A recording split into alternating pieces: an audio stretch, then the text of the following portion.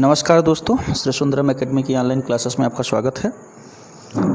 आज के online class में हम लोग मध्य प्रदेश लोक सेवा आयोग के सेकंड पेपर के पार्ट बी का टॉपिक नंबर 5 जो 2019 के सिलेबस के हिसाब से है और 2020 के सिलेबस के हिसाब से यूनिट नंबर 3, ठीक है। जिन्हें 2019 देना है और जिन्हें 2020 देना है, दोनों के सिलेबस में ये टॉपिक है। इस टॉपिक को हम लोग आज पूरा करेंगे। टॉपिक का नाम है स्कूली शिक्षा या प्रारंभिक शिक्षा, ठीक है। तो हम लोग शिक्षा के संदर्भ में, मानव संसाधन के संदर्भ में शिक्षा को थोड़ा देखा है। आज उसके आगे शिक्षा का पूरा जो टॉपिक है स्कूली शिक्षा के संदर्भ में वो देखेंगे। इसके बाद उच्च शिक्षा है, फिर उसके बाद व्यावसायिक शिक्षा, तकनीकी शिक्षा जैसे टॉपिक है उनको भी हम लोग पूरा करेंगे। लेकिन आज का जो विषय है वो है शिक्षा और स्कूली शिक्षा या प्रारंभिक शिक्षा, सार्वभौमिक शिक्षा जैसे शब्द जो हैं। आपके सिलेबस में प्रारंभिक शिक्षा या स्कूली शिक्षा लिखा है, लेकिन उससे ज़्यादा बातें नहीं लिखी हैं कि क्या क्या पूछेगा। इतनी बात लिखी है कि स्कूली शिक्षा या प्रारंभिक शिक्षा से संबंधित मुद्दे। तो शिक्षा, और यदि पेपर देखें तो प्रश्न शिक्षा क्या है ये भी आया है, शिक्षा की परिभाषाएं भी आपसे पूछी गई हैं, ठीक है।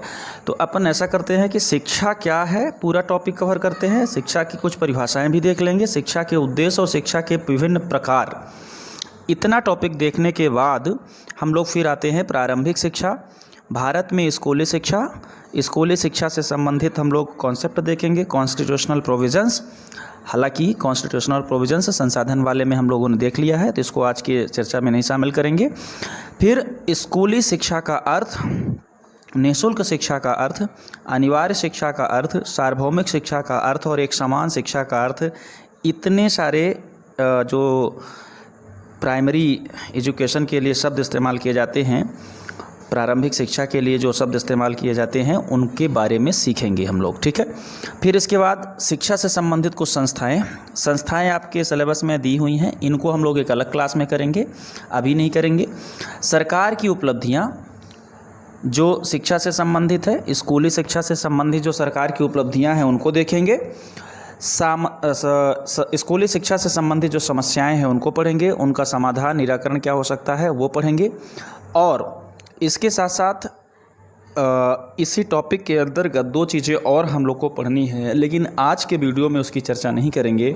उनको हम लोग अगले 2 वीडियो में दोनों का अलग अलग टॉपिक करके प्रस्तुत करेंगे। एक वीडियो होगा आपका अगली क्लास में RTE, राइट टू एजुकेशन 2009, शिक्षा का अधिकार अधिनियम 2009, और एक अगला खंड होगा नई शिक्षा नीति 2019 की, ठीक है। तो नई शिक्षा नीति और RTE को हम लोग देखेंगे। इतनी सी चीज़ों के साथ साथ हम लोग इसके पहले थोड़ा सा जितनी नीतियाँ शिक्षा से संबंधित आ चुकी हैं उनको भी हम लोग एक अलग खंड में ही देख लेंगे। आज का जो टॉपिक है वो कोर टॉपिक है, शिक्षा का कॉन्सेप्ट, समस्याएं, समाधान और शिक्षा से रिलेटेड कुछ जो टर्मिनोलॉजी इस्तेमाल किए जाते हैं वो, उनके बारे में हम लोग पढ़ेंगे, ठीक है। तो आइए शुरू करते हैं शिक्षा शब्द से। कुछ इंग्लिश वर्ड भी मैं आपको बताता जाऊंगा, जैसे कि ये अनिवार्य शिक्षा का क्या मतलब है, इंग्लिश में इसके लिए क्या टर्म इस्तेमाल करेंगे, सार्वभौमिक शिक्षा का क्या शब्द इस्तेमाल करेंगे, है ना, ये चीज़ें भी आती जाएंगी। लेकिन सबसे पहले हम लोग शिक्षा का अर्थ, शिक्षा की परिभाषाएं और शिक्षा का उद्देश्य और शिक्षा का प्रकार पहले खंड में पूरा कर लेते हैं, ठीक है, जो शिक्षा शब्द से उत्पन्न हुआ है। और इसी से रिलेटेड प्रश्न भी जो पूछे जाते हैं वो आपका कवर हो जाएगा, ठीक है। तो शिक्षा को हम लोग 2 संदर्भ में देखेंगे, एक भारतीय संदर्भ जहाँ शिक्षा है और एक पश्चिमी सभ्यता जहाँ एजुकेशन है। शिक्षा के लिए इंग्लिश शब्द एजुकेशन, ठीक है। पहले शिक्षा की चर्चा कर लेते हैं, फिर एजुकेशन की, फिर दोनों को मिला जुला करके इसका जो अर्थ निकलता है वो हम लोग बात कर लेते हैं, ठीक है। तो शिक्षा संस्कृत के शिक्ष धातु से निर्मित है, शब्द है, ठीक है। शिक्ष का मतलब होता है सीखना, ठीक है, ग्रहण करना। किसी नई चीज़ को ग्रहण करना या सीखने की क्रिया को शिक्षा कहते हैं। ठीक है, तो हिंदी में भारतीय संस्कृत में शिक्ष धातु से बना शब्द शिक्षा किसको व्यक्त करता है? सीखने से, सीखने को, नई अवधारणाओं को सीखने से संबंधित है। ठीक है, दूसरा एजुकेशन शब्द जो है मुख्यतः लैटिन भाषा का शब्द है और यह लैटिन भाषा के एडुकेयर शब्द से बना हुआ है। ठीक है, कई बार एडुकेयर या एडुकेटम शब्द से बना हुआ है। ठीक है ना, दोनों का मतलब, एडुकेयर का मतलब होता है ब्रिंग अप, इंग्लिश, सामान्य इंग्लिश में इसको लाएंगे तो इसका मतलब होता है ब्रिंग अप। ब्रिंग अप का मतलब होता है बाहर लाना, बाहर लाना। एजुकेटम का मतलब होता है अंदर से आगे की ओर बढ़ना, अंदर से आगे की ओर बढ़ना। ठीक है, कुल मिलाकर के यदि हम लोग एजुकेशन शब्द को देखें तो लैटिन भाषा का शब्द है एजुकेयर, जिसका मतलब होता है बाहर लाना, मतलब अंदर जो छुपा हुआ है उसको बाहर लाना। ठीक है, और एडुकेटम का मतलब होता है अंदर से आगे बढ़ना। इन सबको यदि हम लोग एक शब्द में दे दें, देख लें, तो इसका मतलब होता है निश्चित रूप से आगे बढ़ना या अंदर की चीज़ों को बाहर निकालना, निखारना, है ना, जिसका सीधा संबंध है गुणों को बाहर लाना या गुणों को निखारना। इसका मतलब जो अंदर छुपा हुआ है उसको बाहर लाना, उसको निखारने की जो प्रोसेस है, जो क्रिया है, वो है शिक्षा है, एजुकेशन है। ठीक है, उतनी बात क्लियर? यदि इतनी बात क्लियर है तो आप शिक्षा का शाब्दिक अर्थ बताते हुए कह सकते हैं कि शिक्षा का हिंदी में संस्कृत के शिक्ष धातु से बनी है, जिसका अर्थ होता है सीखना, और लैटिन भाषा के एजुकेयर शब्द से निर्मित एजुकेशन का शब्द होता है आंतरिक गुणों को बाहर लाना। ठीक है, ये आपका शिक्षा का अर्थ हो गया। फिर हम लोग ये सीखते हैं कि शिक्षा का उद्देश्य क्या है। परिभाषा, कुछ परिभाषाएं देख लेते हैं, फिर उद्देश्य पर आते हैं। परिभाषा 3-4 विद्वानों की परिभाषा देख लेते हैं और उसके बाद फिर एक अपनी परिभाषा आप सब लोग जनरेट करेंगे। ठीक है ना, तो शिक्षा के संदर्भ में सबसे पहले एक विद्वान फ्रॉबेल का कथन है जो ठीक ठाक लगा। फ्रॉबेल कहते हैं कि शिक्षा एक प्रक्रिया है, शिक्षा एक प्रक्रिया है जिसके द्वारा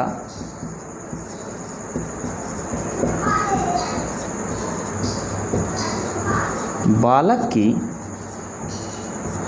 आंतरिक शक्तियों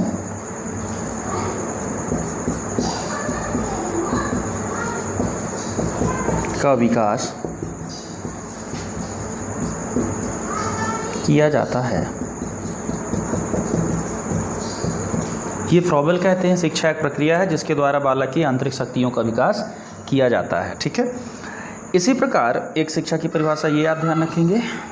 दूसरी शिक्षा की परिभाषा विवेकानंद के हिसाब के अनुसार रख लीजिए, ज़्यादा अच्छी परिभाषा है विवेकानंद। विवेकानंद कहते हैं मनुष्य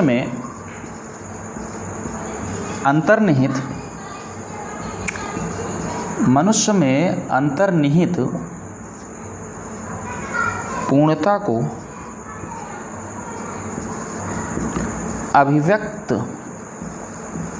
अभिव्यक्त करना ही शिक्षा है, अभिव्यक्त करना ही शिक्षा है। ठीक है, एक तीसरी परिभाषा लिख लेते हैं, फिर इनको समझाते हैं। तीसरी परिभाषा गांधी जी की है, महात्मा गांधी जी। महात्मा गांधी जी क्या कहते हैं कि शिक्षा से अभिप्राय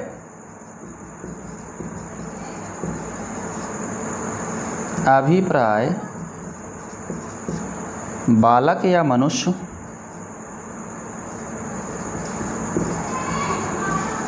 के भीतर के शरीर लिखते हैं के शरीर, मस्तिष्क, आत्मा के सर्वांगीण एवं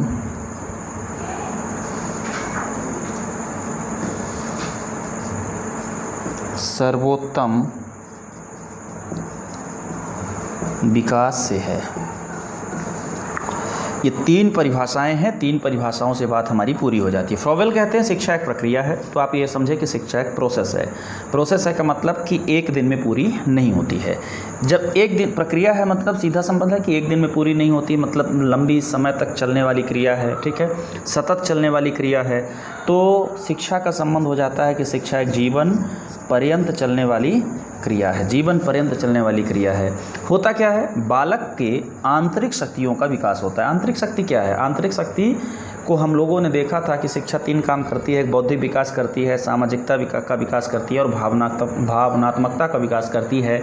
इसमें से जो बौद्धिकता और भावनात्मकता है, जैसे कि आत्मविश्वास, साहस, जोखिम लेने की क्षमता, बौद्धिकता का मतलब विश्लेषण करना, चरित्र निर्माण, ये सारी चीज़ें जो हैं, चरित्र निर्माण सामाजिकता में आ जाएगा।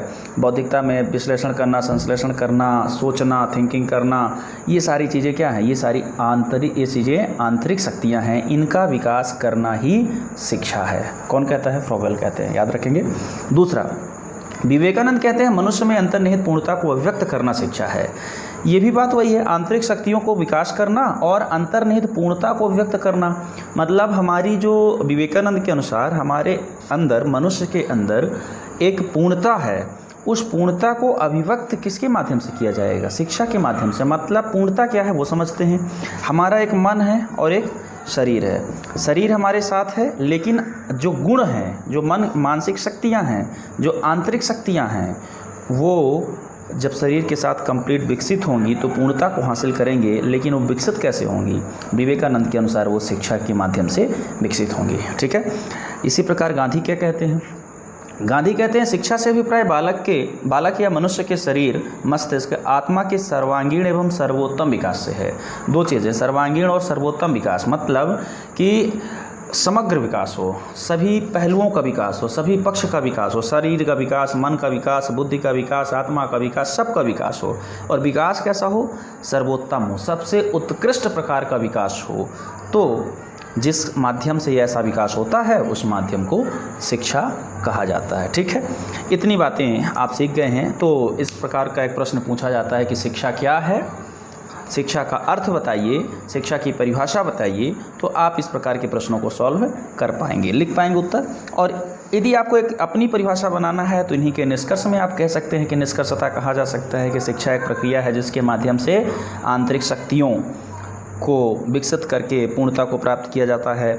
ठीक है, आप ऐसे कह सकते हैं कि शिक्षा एक प्रक्रिया है जिसके माध्यम से बालक के शारीरिक, मानसिक, बौद्धिक विकास को प्राप्त किया जाता है। ठीक है, इस प्रकार से एक परिभाषा आप अपनी हिसाब से लिख सकते हैं। ठीक है, तो अगला खंड इसमें क्या है? हमने अर्थ समझ लिया, शिक्षा का अर्थ समझ लिया। ठीक है, और शिक्षा की परिभाषाएं देख ली। अगला इसमें हम लोग देखते हैं शिक्षा क्यों दी जाती है, शिक्षा का उद्देश्य क्या है, लक्ष्य क्या है शिक्षा का। ठीक है, तो इन परिभाषाओं से भी हम देख सकते हैं शिक्षा का उद्देश्य, लेकिन फिर भी शिक्षा के कुछ उद्देश्यों को स्पष्ट कर देते हैं। जैसे UNDP जो कहता है, यूनाइटेड नेशन डेवलपमेंट प्रोग्राम के हिसाब से शिक्षा का जो उद्देश्य है वो पहले तो किसी बालक के बालक का बौद्धिक विकास करना। ठीक, इसके बाद क्या कहता है? शिक्षा का जो उद्देश्य है वो है मानव विकास, बौद्धिक विकास, मानव विकास। मानव विकास एक ऐसी अवधारणा है जिसमें मानव गुणवत्तापूर्ण जीवन जीना सीख जाता है। ठीक है ना। इनके हिसाब से तीसरी चीज़ क्या है? शारीरिक विकास भी इसी के अंतर्गत आता है। स्वास्थ्य के साथ जोड़ करके शिक्षा को शारीरिक विकास किया जाता है। ठीक है, इसके साथ साथ क्या? चरित्र निर्माण, सामाजिकता, इसको अपन सामाजिक विकास में लिख लेते हैं। सामाजिक विकास। शिक्षा का उद्देश्य है भावनात्मक विकास। शिक्षा का उद्देश्य क्या है? सामाजिकता में ही आ जाएगा क्या आपका? चरित्र निर्माण शिक्षा का उद्देश्य है। भावनात्मकता का मतलब ये है कि मूल्यों को सीखें। ठीक है, साहस है ना, जोखिम उठाने की क्षमता, दया, प्रेम, करुणा, ये सारी चीज़ें सीखें। तो जिसके कारण समग्रता से क्या हो, ह्यूमन डेवलप हो। देखिए यूएनडीपी है डेवलपमेंट प्रोग्राम, तो ये डेवलप की बात करेगा, तो उसके संदर्भ में मानव का संपूर्ण विकास होना ही क्या है, शिक्षा का उद्देश्य है। ठीक है, तो शिक्षा का ये उद्देश्य आप याद रखेंगे, ध्यान में रखेंगे। इसके साथ साथ हमारा ये पहला टॉपिक पूरा होता है जिसमें हम लोगों ने 3 चीज़ें पढ़ी, शिक्षा का अर्थ, शिक्षा की परिभाषाएं, शिक्षा का उद्देश्य। शिक्षा का महत्व की बात हम लोग यहाँ पे नहीं करेंगे, शिक्षा मानव संसाधन के विकास के एक साधन के रूप में वहाँ पे हमने इसके महत्व को काफ़ी डिटेल से देखा है, वो आप लोग देख लेंगे। ठीक है, अब हम लोग आते हैं अगले टॉपिक पर, जो हम लोगों ने बनाया था कि शिक्षा से संबंधित जो महत्वपूर्ण अवधारणाएं हैं उनको समझेंगे, जहाँ से आपका सिलेबस शुरू होता है, स्कूली शिक्षा अथवा प्रारंभिक शिक्षा। ठीक है, इस कॉन्सेप्ट को हम लोग समझेंगे। क्या है स्कूली शिक्षा, क्या है प्रारंभिक शिक्षा, तो इसका एक टॉपिक जो है तो आप लोग को पिछले वीडियो से देखना है, शिक्षा से, स्कूली शिक्षा से संबंधित संवैधानिक प्रावधान। तो संवैधानिक प्रावधान वाला टॉपिक आप यहाँ से आगे पीछे हमने बहुत सारे आर्टिकल बताए हैं, वहाँ से आप कर लेंगे, जहाँ शिक्षा जुड़ता है। ठीक है, इसमें हम लोग को क्या करना है, स्कूली शिक्षा के अंतर्गत सबसे पहले ये देखना है कि स्कूली शिक्षा है क्या, किस चीज़ को स्कूली शिक्षा कहेंगे। ठीक है, देखिए शिक्षा का अधिकार अधिनियम लाया गया, आरटीई एक्ट 2009 में स्कूली शिक्षा का अभिप्राय उस शिक्षा से है जो 12वीं तक या 18 साल की उम्र तक, 18 वर्ष की उम्र तक दी जाती है,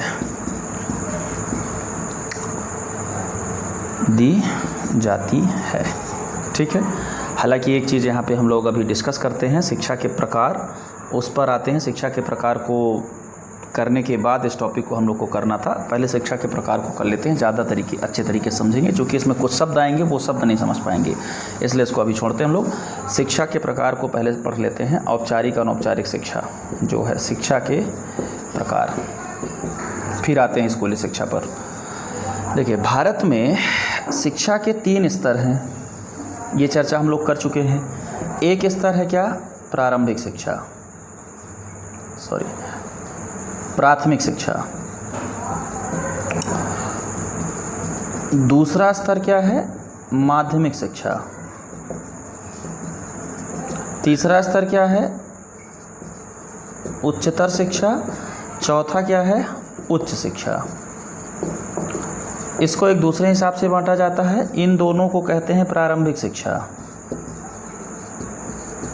प्रारंभिक शिक्षा, इसको कहा जाता है माध्यमिक शिक्षा,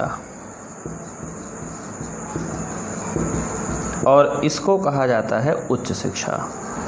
तो एक तीसरा प्रकार भी हो जाता है। तो इस प्रकार से प्रारंभिक शिक्षा, यहाँ पे प्राथमिक अलग है, प्रारंभिक अलग है। प्रारंभिक शिक्षा में माध्यमिक तक की शिक्षा को जोड़ लेते हैं, और माध्यमिक शिक्षा में इसको रख देते हैं उच्चतर शिक्षा को, और उच्च शिक्षा में उच्च शिक्षा आ जाती है जो यूनिवर्सिटी की शिक्षा है, विश्वविद्यालय शिक्षा है।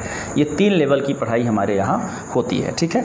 अच्छा, शिक्षा के प्रकार को कई प्रकार से विभाजित किया जा सकता है। एक प्रकार ये है कि शिक्षा किस रूप में दी जा रही है, रूप के हिसाब से देखा जाए, देने की विधि के हिसाब से देखा जाए तो शिक्षा, या सीखने की विधि के हिसाब से देखा जाए तो शिक्षा के 3 प्रकार हैं। एक शिक्षा होती है औपचारिक शिक्षा, हमें ये थोड़ा सा डिटेल से पढ़ेंगे। औपचारिक शिक्षा। दूसरा शिक्षा है अनौपचारिक शिक्षा, अनौपचारिक शिक्षा, ठीक है। और तीसरा शिक्षा का प्रकार है निरौपचारिक शिक्षा। ये 3 शिक्षा के प्रकार हैं। किस हिसाब से शिक्षा किस हिसाब से ली जाती है या दी जाती है, क्या रूप है, क्या मेथड है। सबसे पहले अनौपचारिक शिक्षा आती है। अनौपचारिक शिक्षा वो शिक्षा होती है जिसमें सीखने की क्रिया में फॉर्मेलिटीज़ नहीं होती है, व्यक्ति स्वतः अपनी सुविधा के अनुसार वातावरण से, परिवेश से, परिवार से सीखता रहता है। तो ऐसी शिक्षा को अनौपचारिक शिक्षा कहते हैं। अनौपचारिक शिक्षा संस्थागत शिक्षा नहीं होती है। तो इसीलिए इसको और क्या शब्द दिया जा सकता है? गैर संस्थागत शिक्षा। ये सबसे पहले यहीं से शुरू होती है, इसलिए इसका नंबर पहले पर आता है। जैसे बालक का जन्म होता है, जन्म के बाद वो अपने माँ से सीखता है, पिता से सीखता है, परिवार से सीखता है, फिर समाज से सीखता है, फिर स्कूल पहुँचता है। या ऐसे कह लीजिए कि परिवार से सीखता है, फिर स्कूल पहुँचता है, फिर समाज पहुँचता है। तो स्कूल यहाँ पे औपचारिक हो गई, परिवार क्या हो गया? अनौपचारिक हो गया, फिर समाज भी क्या हो गया? अनौपचारिक हो गया, वातावरण परिवेश क्या हो गया? अनौपचारिक हो गया। तो ये गैर संस्थागत शिक्षा है। ठीक है। दूसरा, औपचारिक शिक्षा। औपचारिक शिक्षा इंग्लिश टर्म में लिखेंगे फॉर्मल एजुकेशन, और इसके लिए इंग्लिश टर्म लिखेंगे इनफॉर्मल एजुकेशन, इनफॉर्मल, और निरौपचारिक शिक्षा के लिए लिखेंगे नॉन फॉर्मल एजुकेशन। तो ये 3 प्रकार का एजुकेशन सिस्टम है। औपचारिक को समझते हैं। अनौपचारिक औपचारिक के बीच आपसे अंतर पूछा जा सकता है। निरौपचारिक को आप अनौपचारिक में ही समेट सकते हैं, पर है थोड़ा अलग। निरौपचारिक, पहले औपचारिक की चर्चा करते हैं, फिर निरौपचारिक पर पहुंचते हैं। औपचारिक शिक्षा, जैसा कि यहाँ पे गैर संस्थागत लिखा है, तो औपचारिक शिक्षा का मतलब होता है क्या? संस्थागत शिक्षा। संस्थागत शिक्षा से क्या से है? एक ऐसी शिक्षा पद्धति जो किसी संस्था में संपन्न होती है। मतलब संस्था के बिना यदि संस्था में शिक्षा यदि संपन्न हो रही है, सीखने की प्रक्रिया यदि संस्था में हो रही है, तो उसे हम लोग कहेंगे औपचारिक शिक्षक। ठीक है, शिक्षा। औपचारिक शिक्षा की कुछ विशेषताएं आपको पढ़ना है और महत्व पढ़ना है, और अनौपचारिक शिक्षा के साथ अंतर पढ़ना है। तो पहले क्या करते हैं हम लोग? औपचारिक शिक्षा करते हैं, उसका ठीक उल्टा कर देंगे तो अनौपचारिक शिक्षा हो जाएगी। दोनों के बीच अंतर आप कर लेंगे। ठीक है। इनका महत्व और इसका महत्व, लाभ क्या है औपचारिक शिक्षा का, अनौपचारिक शिक्षा का लाभ क्या है, वो स्पष्ट कर देते हैं। तो पहले हम लोग क्या करें? औपचारिक शिक्षा का लक्षण पढ़ लेते हैं, विशेषताएं पढ़ लेते हैं। ठीक है। परिभाषा एक लाइन में लिख लेते हैं। औपचारिक शिक्षा किसे कहते हैं? या लक्षण आप विशेषता पढ़ लेंगे तो खुद ही परिभाषा बना लेंगे। औपचारिक शिक्षा ऐसी शिक्षा जो एक निश्चित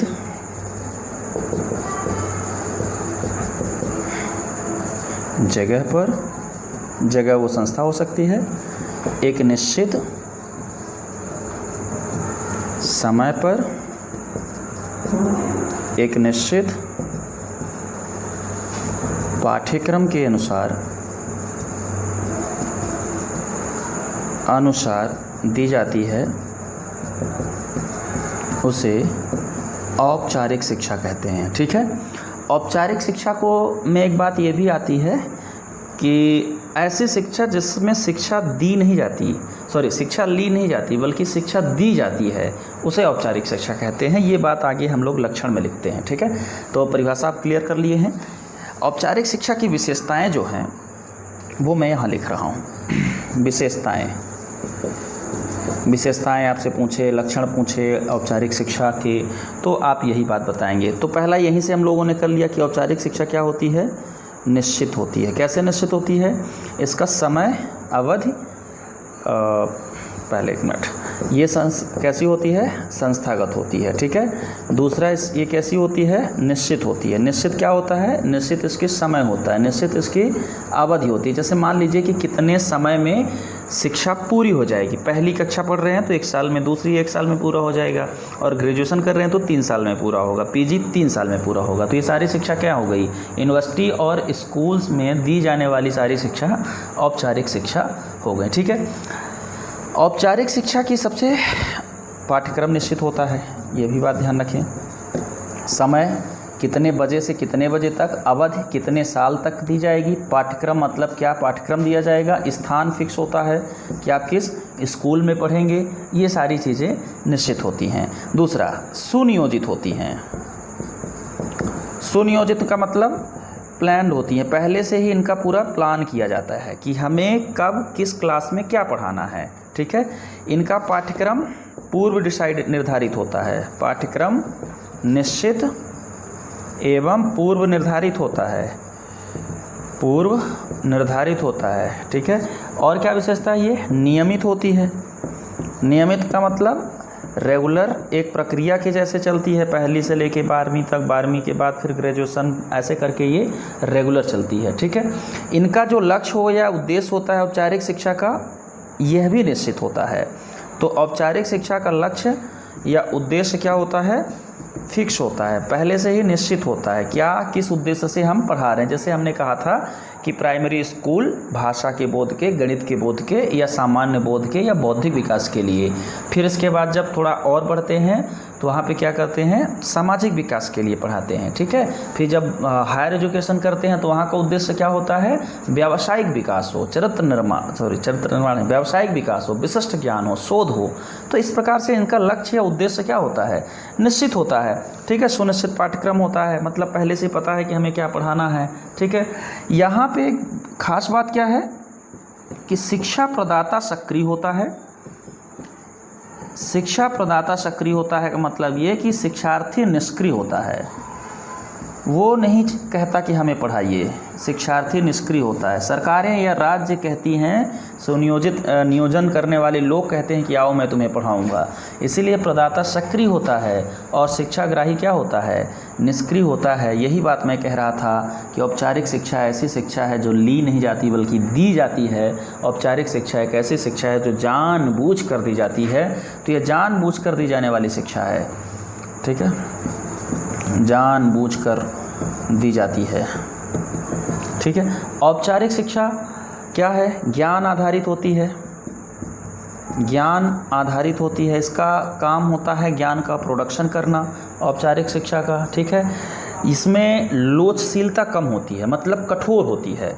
औपचारिक शिक्षा क्या होती है, कठोर होती है। क्या कठोर होते हैं, प्रवेश के नियम कठोर हैं, स्कूल में आपको जाना पड़ेगा, प्रवेश देना पड़ेगा, मतलब प्रवेश लेना पड़ेगा, वो कठोर हैं। इसकी परीक्षा प्रणाली कठोर है, इसमें हीला हवाली नहीं है, ठीक है ना। इसमें उपस्थिति देना होगा आपको, वो कठोर है।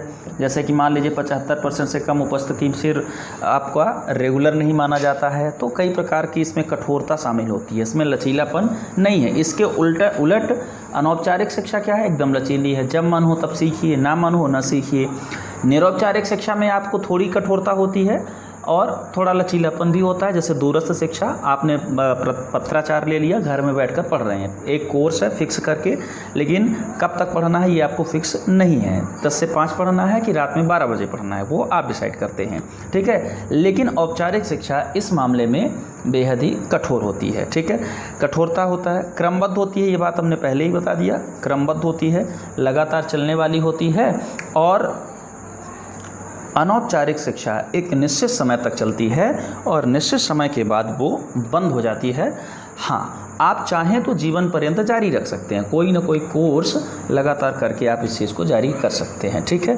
तो ये कुल 10 विशेषताएं यहाँ पे लिखी हैं और बहुत सारी चीज़ें हो सकती हैं, लेकिन इतने में आपका काम हो जाएगा। आपसे यहाँ से प्रश्न पूछता है औपचारिक शिक्षा की विशेषताएं बताइए, ठीक है, तो आप बता ले जाएंगे। आइए कुछ महत्व की बात कर लेते हैं कि औपचारिक शिक्षा का महत्व क्या है।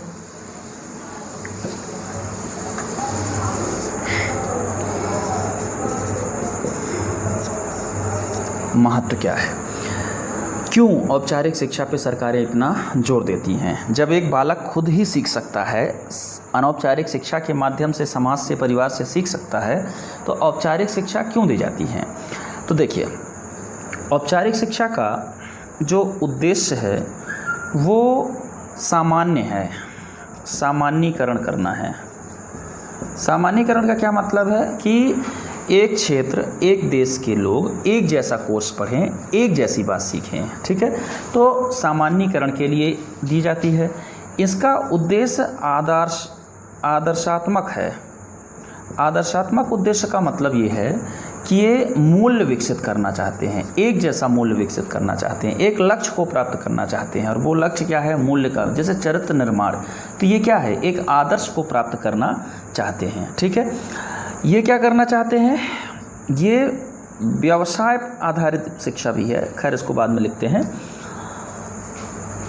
प्रामाणिक शिक्षा है, प्रामाणिकता प्राप्त होती है, जैसे आपने जो कोर्स किया उसका एक सर्टिफिकेट मिलता है, ठीक है। तो इसका महत्व ये है कि आप शिक्षित हैं, इसका एक प्रमाण पत्र है। औपचारिक शिक्षा में यही एक खास बात है कि आपको एक डिग्री दी जाती है, एक सर्टिफिकेट दिया जाता है। अनौपचारिक शिक्षा में आपको एक डिग्री नहीं मिलती है। वहाँ पे आप कितने भी अनुभवी हों, कितनी ही सारी बातें जानते हों, तो उसके बावजूद भी आपके पास सर्टिफिकेट नहीं है। फॉर एग्ज़ाम्पल, हमारे बहुत सारे इलेक्ट्रीशियन अनपढ़ हैं, उनके पास क्या नहीं है, सर्टिफिकेट नहीं है। उन्होंने कैसे शिक्षा ग्रहण की है, अनौपचारिक तरीके से कर करके उन्होंने सीख लिया। लेकिन बहुत सारे ऐसे इलेक्ट्रीशियन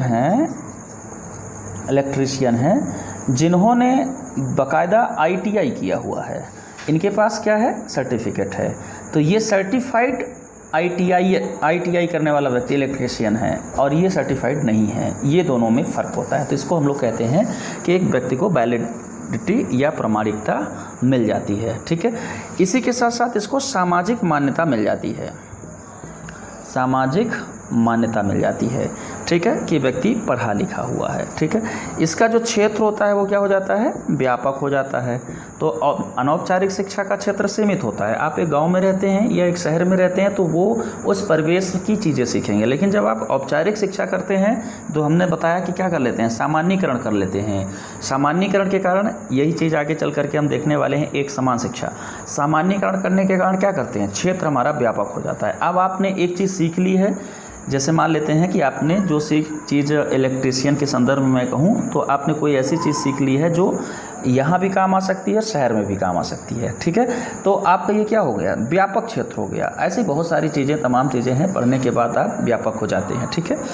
इसका जो संबंध होता है वर्तमान, जब आप सीख रहे होते हैं तब, भविष्य और इनफैक्ट अतीत, तीनों मतलब भूतकाल, तीनों से संबंध होता है। जैसे जब हम लोग इतिहास पढ़ते हैं तो अपने इतिहास की चीज़ें सीखते हैं, उसका वर्तमान में उपयोग करते हैं, भविष्य में उपयोग करते हैं, ठीक है। तो इसका संबंध तीनों कालों से है, तीनों कालों में ये काम आने वाली शिक्षा है, ठीक है। इसमें क्या है कि समग्र विकास को महत्व दिया जाता है। शिक्षा के साथ मतलब शिक्षा इस प्रकार की दी जाती है कि व्यक्ति का इंटीग्रेटेड डेवलपमेंट हो, समग्र विकास हो, ठीक है। इस पे व्यावसायिक शिक्षा, व्यावसायिक ज्ञान भी प्राप्त होता है, ठीक है। तो ये औपचारिक शिक्षा का महत्व है। आपसे दोनों प्रकार के प्रश्न पूछे जा सकते हैं। औपचारिक शिक्षा की विशेषता और महत्व बताइए। सरकारें क्यों औपचारिक शिक्षा ज़्यादा चाहती हैं, ठीक है। फिर एक प्रश्न ये हो सकता है कि अनौपचारिक शिक्षा क्या है, उसका महत्व बताइए, ठीक है। तो आइए हम लोग थोड़ा अनौपचारिक शिक्षा के बारे में बात कर लेते हैं। अनौपचारिक शिक्षा उस शिक्षा को कहते हैं जो स्वतः होती है। इसका कुछ उल्टा करते जाएंगे, संस्थागत नहीं होती है, नियोजित नहीं होती है, निश्चित नहीं होती है ना, नियमित नहीं होती है, कठोर नहीं बल्कि लचीला होती है। तमाम बातें ये आप इसका ठीक उल्टा कर देंगे तो बात बन जाएगी। प्रामाणिक नहीं होती है, ठीक है। एक इसी में जो शब्द आया था कि यहाँ पे सक्रिय कौन होता है, यहाँ पे सीखने वाला सक्रिय होता है, सिखाने वाला सक्रिय नहीं होता है। अनौपचारिक शिक्षा में आप वातावरण में पड़े हुए हो, आप खुद सीखोगे, ठीक है। तो यहाँ पर एक ये भी अंतर आ जाता है। तो अनौपचारिक शिक्षा औपचारिक शिक्षा के ठीक उल्टा है। उदाहरण के लिए क्या करेंगे अनौपचारिक शिक्षा में, उदाहरण के लिए अनौपचारिक शिक्षा में आप क्या लिखेंगे, परिवार में सीखना, समाज में सीखना, वातावरण में सीखना, करके सीखना, ये सारी चीज़ें क्या हैं, अनौपचारिक शिक्षा हैं, ठीक है। तो उदाहरण में ये बात लिख देंगे। महत्व हम लोग यहाँ पे लिखते हैं अनौपचारिक शिक्षा का, अनौपचारिक शिक्षा का महत्व। क्यों अनौपचारिक शिक्षा बेहतर है, तो पहली बात तो किसके लिए लाभदायी है ये थोड़ा सा देख लेते हैं। महत्व में ही अनौपचारिक शिक्षा सभी आयु वर्ग के लोगों के लिए, सभी आयु वर्ग के लोगों के लिए लाभकारी है। औपचारिक शिक्षा की ये सीमा है कि वो एक आयु वर्ग के बाद सिखाना बंद कर देती है, ठीक है। लेकिन अनौपचारिक शिक्षा में ये सीमा नहीं रहती है। अनौपचारिक शिक्षा में व्यक्ति जब चाहे, जिस उम्र में चाहे सीख सकता है, ठीक है। दूसरा, ऐसे बच्चे जो शाला छोड़ चुके हैं, स्कूल छोड़ चुके हैं, उनको शाला त्यागी बच्चे कहते हैं। शाला त्यागी बच्चों के लिए अनौपचारिक शिक्षा ज़्यादा उपयोगी है, ठीक है ना। ऐसे जो प्रशिक्षण प्रशिक्षणार्थी हैं उनके लिए ज़्यादा अच्छी हो सकती है। ठीक है, ऐसे जो श्रमिक मजदूर लोग हैं उनको अनौपचारिक शिक्षा दे करके सिखाया जा सकता है। क्यों? संस्था में नहीं आना पड़ेगा, काम के साथ शिक्षा कर लेंगे। ठीक है, और जहाँ हैं वहीं से सीख लेंगे। इसके साथ जो शिक्षित बेरोजगार हैं, शिक्षित जो औपचारिक शिक्षा से शिक्षा प्राप्त कर चुके हैं लेकिन बेरोजगार हैं, लंबे समय से पढ़े नहीं हैं, समय के साथ उनको अपडेट होना है, स्किल सीखना है, तो उनको अनौपचारिक शिक्षा दी जा सकती है। ठीक है, कोई व्यवसायी, कोई बुद्धिजीवी इस प्रकार की शिक्षा ग्रहण कर सकता है, उसके लिए उपयोगी है। और अन्य जो ज़रूरतमंद व्यक्ति हों, जिन्हें लगता हो कि हाँ हमें अब कुछ सीख लेना चाहिए, वो सीख सकते हैं। ये तो इनके लिए है। इनके लिए महत्व क्या है, इसका योगदान क्या है अनौपचारिक शिक्षा का शिक्षा के क्षेत्र में। ठीक है, तो चाहे इस प्रकार से प्रश्न पूछ ले कि शिक्षा के क्षेत्र में अनौपचारिक शिक्षा का क्या योगदान है, या इस प्रकार से प्रश्न पूछ ले कि इसका महत्व क्या है, तो आप इन सब के लिए तो उपयोगी है, ये एक महत्व में पॉइंट। और इन सब के लिए उपयोगी क्या है, जैसे देखिए अनौपचारिक शिक्षा और औपचारिक शिक्षा जब दोनों एक साथ हो जाते हैं तो शिक्षा का विस्तार व्यापक हो जाता है। अतः अनौपचारिक शिक्षा क्या करती है, भूल सुधार का एक मौका देती है। जो बचपन में नहीं पढ़ पाए हैं वो आज अनौपचारिक शिक्षा के माध्यम से पढ़ सकते हैं। इसके माध्यम से हम लोग कह सकते हैं कि प्राथमिक शिक्षा का विस्तार भी करती है। तो एक इसका महत्व ये है कि प्राथमिक शिक्षा का विस्तार इससे मिलता है। ये शिक्षा का विस्तार भी लिख लेंगे तो कोई दिक्कत नहीं, शिक्षा का विस्तार मिलता है। ठीक है, इसमें जो व्यक्ति कार्यशील व्यक्ति हैं वो शिक्षा के साथ साथ कार्य करते रहें, या कार्य के साथ साथ शिक्षा संभव है, अतः ये इसका महत्व है। इसकी इसमें क्या होता है कि भौगोलिक दूरी, भौगोलिक सीमा कोई बाधक तत्व नहीं रह जाता है, जो जहाँ है वहाँ से सीख सकता है। ठीक है, इसमें जैसे जिनका ज्ञान पुराना हो चुका है वो ज्ञान को अपने प्रासंगिक बना सकते हैं, समय के साथ अपडेट कर सकते हैं। ठीक है, शिक्षा के असंतुलन को, जैसे एक ही परिवार में मान लेते हैं कि दो व्यक्ति हैं, बच्चा पढ़ा है, पिता नहीं पढ़े हैं, तो पिता को भी पढ़ा करके शिक्षा के असंतुलन को समाप्त किया जा सकता है। तो शिक्षा के असंतुलन को समाप्त कर सकते हैं, संतुलित कर सकते हैं इसके माध्यम से। ठीक है, आर्थिक पिछड़े वर्गों को जो संस्थागत शिक्षा नहीं ले सकते हैं, आर्थिक पिछड़े लोगों को शिक्षा इसके माध्यम से दी जा सकती है। तो ये अनौपचारिक शिक्षा के विभिन्न महत्व हैं, इनको आप देखेंगे। ठीक है, सीधा सा प्रश्न है, इसमें ज़्यादा जटिलता नहीं है, इतने सारे पॉइंट हैं, इन पॉइंट को आप थोड़ा थोड़ा विस्तार करेंगे तो लंबा प्रश्न भी लिखा जा सकता है। एक प्रश्न यहीं पे बन जाता है कि औपचारिक शिक्षा और अनौपचारिक शिक्षा में अंतर या तुलना कीजिए, कौन ज़्यादा उपयोगी है। या कोई कथन दे दे कि औपचारिक शिक्षा भले ही कितना ही प्रभावी हो, लेकिन अनौपचारिक शिक्षा ने शिक्षा में संतुलन स्थापित किया है, स्पष्ट कीजिए। इस प्रकार का भी प्रश्न आएगा तो आप इन बातों को लिख करके स्पष्ट कर सकते हैं। ठीक है, इतनी बात हो गई। इसमें जो तीसरा हमने बनाया था निरौपचारिक शिक्षा, अधिकांश लोगों के लिए ये शब्द नया होगा, निरौपचारिक शिक्षा। शिक्षा का ये तीसरा रूप है जिसमें औपचारिकता और अनौपचारिकता के बीच का मामला है। मतलब इसमें संस्थागत तो नहीं है पूरा का पूरा, लेकिन नियोजन है। एक संस्था नियोजित करती है और उसको संचालित करती है। देखिए, जैसे मान लेते हैं कि इसमें कठोर, ऐसे पहले परिभाषा दे लेते हैं, वह शिक्षा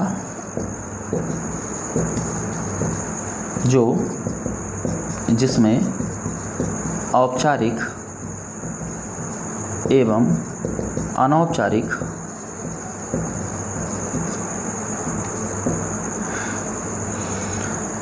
वह शिक्षा जो औपचारिक एवं अनौपचारिक दोनों ना हो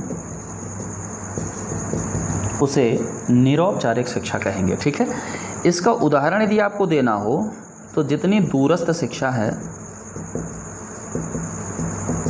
जितनी पत्राचार वाली शिक्षा है, जितनी प्रौढ़ शिक्षा है,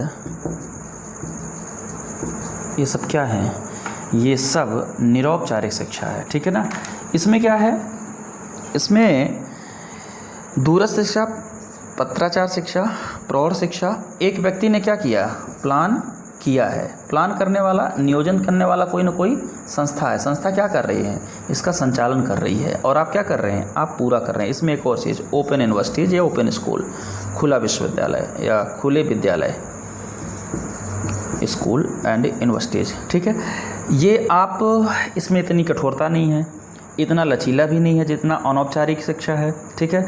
आपको एक कोर्स दिया गया है, वो कोर्स को आपको पढ़ना है, 10 से 5 पढ़ना है कि रात को 12 बजे पढ़ना है, ये आप डिसाइड करेंगे, ठीक है।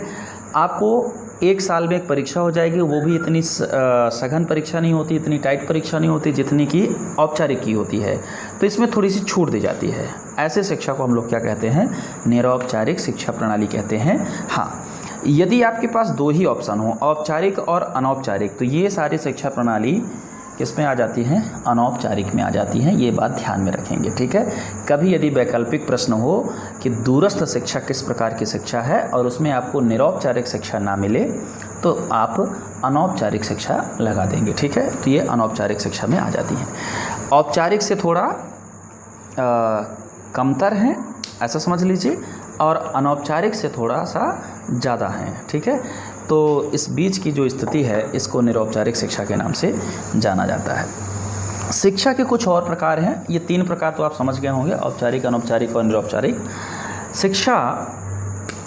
जैसे स्कूली शिक्षा, उच्च शिक्षा तो समझते ही हैं। शिक्षा के कुछ और प्रकारों में से, जैसे मान लीजिए शिक्षा, सामान्य शिक्षा एक शब्द इस्तेमाल होता है।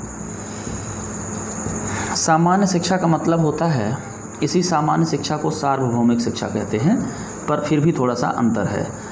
सामान्य शिक्षा का मतलब होता है पूरे एक क्षेत्र के लोगों को एक जैसी बनाना, एक जैसी शिक्षा देना सामान्य शिक्षा कहलाएगी। इसका मकसद होगा सामान्य जीवन यापन के जितनी भी ज़रूरतें हैं उनको वो पूरा कर सके इस शिक्षा के माध्यम से।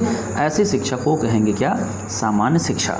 एक दूसरी शिक्षा होती है, जैसे मान लीजिए पहली से लेकर के 12वीं तक की जो कोर्स है MP बोर्ड का ले लें, तो ये सामान्य शिक्षा है। सबका एक उद्देश्य है, सामान्य जीवन संचालन। दूसरा क्या होता है? विशिष्ट शिक्षा। विशिष्ट शिक्षा क्या होता है? किसी एक स्पेसिफिक सब्जेक्ट की शिक्षा दी जाती है। जैसे उदाहरण के लिए एक व्यक्ति ज्योग्राफी से PG होता है, तो ज्योग्राफी उसके लिए विशिष्ट शिक्षा है। हिस्ट्री उस किसी के लिए विशिष्ट शिक्षा है। भाषा या हिंदी या इंग्लिश कोई भी भाषा उसके लिए क्या है? विशिष्ट शिक्षा है। व्यवसाय विशिष्ट शिक्षा में आते हैं। व्यावसायिक शिक्षा क्या है? विशिष्ट शिक्षा है। जैसे जिस व्यक्ति को मान लेते हैं MBA करना है, किसी व्यक्ति ने MBA किया, तो MBA उसका बिजनेस से रिलेटेड कोर्स है, फिर उसमें बाकी सारी चीज़ें हिस्ट्री ज्योग्राफी नहीं रह जाएंगी, तो बिजनेस क्या हो गया? व्यावसायिक हो गया, ठीक है। इसी प्रकार से ITI वगैरह ये सारे कोर्स क्या हो गए? व्यावसायिक हो गए। तो ये विशिष्ट शिक्षा में आते हैं, ठीक है, इनको ध्यान रखेंगे। शिक्षा के एक दूसरे तरीके से देखा जाए कि देने वाले व्यक्ति अकेला है या समूह है, उस हिसाब से शिक्षा के 2 प्रकार होते हैं। एक वैयक्तिक शिक्षा, वैयक्तिक शिक्षा और दूसरा सामूहिक शिक्षा। वैयक्तिक शिक्षा किसको कहेंगे? वैयक्तिक शिक्षा किसी एक व्यक्ति के लिए जब शिक्षा हो, एक शिक्षित होने वाला जब एक व्यक्ति हो तो उसको वैयक्तिक शिक्षा कहेंगे। मतलब एक ही व्यक्ति को पढ़ाया जा रहा हो। जैसे मान लीजिए गुरु एक अपने शिष्य को सारी चीज़ें सिखा रहा हो, तो ये वैयक्तिक शिक्षा हो गई। सामूहिक शिक्षा क्या हो गया? जब एक साथ कई लोगों को शिक्षित किया जाता है, तो इस प्रकार की शिक्षा को हम लोग सामूहिक शिक्षा कहते हैं, ठीक है। तो ये आप शिक्षा के कुछ प्रकार, शिक्षा के कई और प्रकार हो सकते हैं, लेकिन ये काम आने वाली चीज़ें हैं जो आपको कोर्स के अंतर्गत काम आएंगी। आपके सिलेबस को जब हम लोग पढ़ेंगे तो वो काम आएगा, इसलिए मैंने यहाँ पे स्पष्ट कर दिया है। तो औपचारिक शिक्षा, अनौपचारिक, निरौपचारिक, विशिष्ट शिक्षा, सामान्य शिक्षा और वैयक्तिक शिक्षा आप समझ गए हैं। वैयक्तिक और सामूहिक शिक्षा समझ गए हैं, ठीक है। शिक्षा में अब हम लोग जब पहुँचते हैं तो एक और प्रकार, जैसे मान लेते हैं कि शिक्षा, स्कूली शिक्षा और उच्च शिक्षा, 2 भागों में यहाँ पे बांट गई। तीसरा यदि बांटना हो तो व्यावसायिक शिक्षा, ये सब पढ़ना है।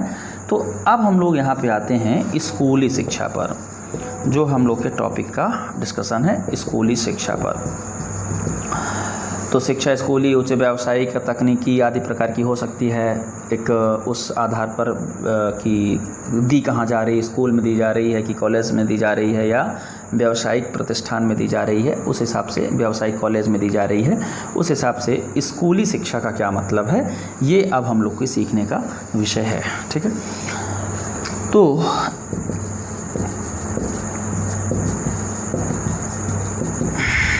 स्कूली शिक्षा मतलब स्कूल में दी जाने वाली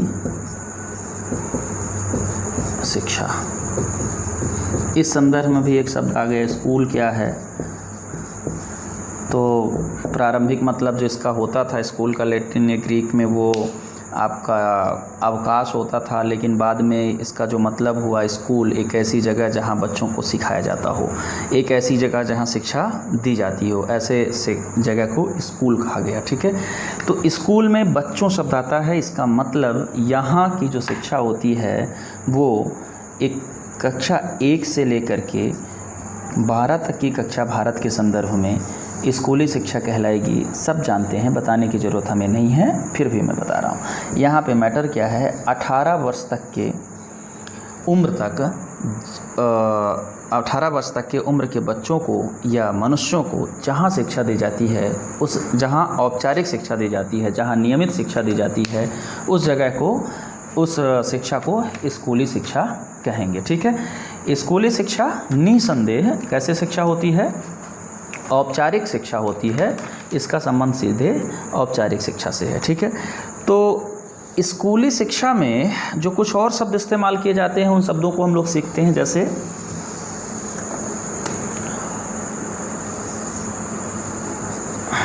स्कूली शिक्षा में एक शिक्षा है प्रारंभिक शिक्षा, शब्द है आएगा आपके कोर्स में एलिमेंट्री एजुकेशन। ठीक है, ऐसे ही एक शब्द आएगा सार्वभौमिक शिक्षा, सार्वभौमिक शिक्षा। ठीक, मतलब यूनिवर्सल एजुकेशन। ठीक, तीसरा ऐसे एक शब्द आएगा अनिवार्य शिक्षा,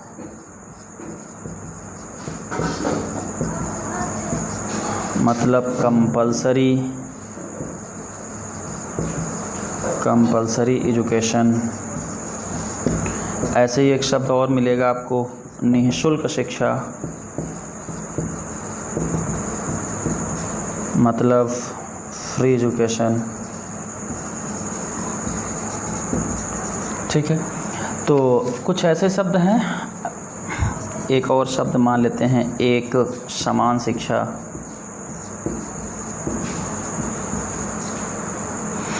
स्कूली शिक्षा, सार्वभौमिक शिक्षा, अनिवार्य शिक्षा, निःशुल्क शिक्षा, एक समान शिक्षा, इन शब्दों के मतलब हम लोग समझ लेते हैं तो एक खंड जो स्कूली शिक्षा से जुड़ता है, बेसिक कॉन्सेप्ट अवधारणाओं की, ये आपका पूरा हो जाएगा।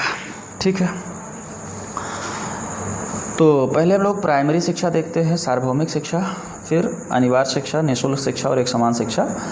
छोटे छोटे कॉन्सेप्ट हैं लेकिन समझना ज़रूरी है, इसमें कुछ ज़्यादा कठिनाई नहीं है, लेकिन थोड़ी सी बारीकी है इन शब्दों में। उन शब्दों की बारीकी को हम लोग सीख जाते हैं। ठीक है, पहले स्कूली शिक्षा को ही डिफाइन कर दें, है ना। तो आप लिखना चाहेंगे तो लिख लीजिए स्कूली शिक्षा, फिर आते हैं प्रारंभिक शिक्षा पर। स्कूली शिक्षा वह शिक्षा है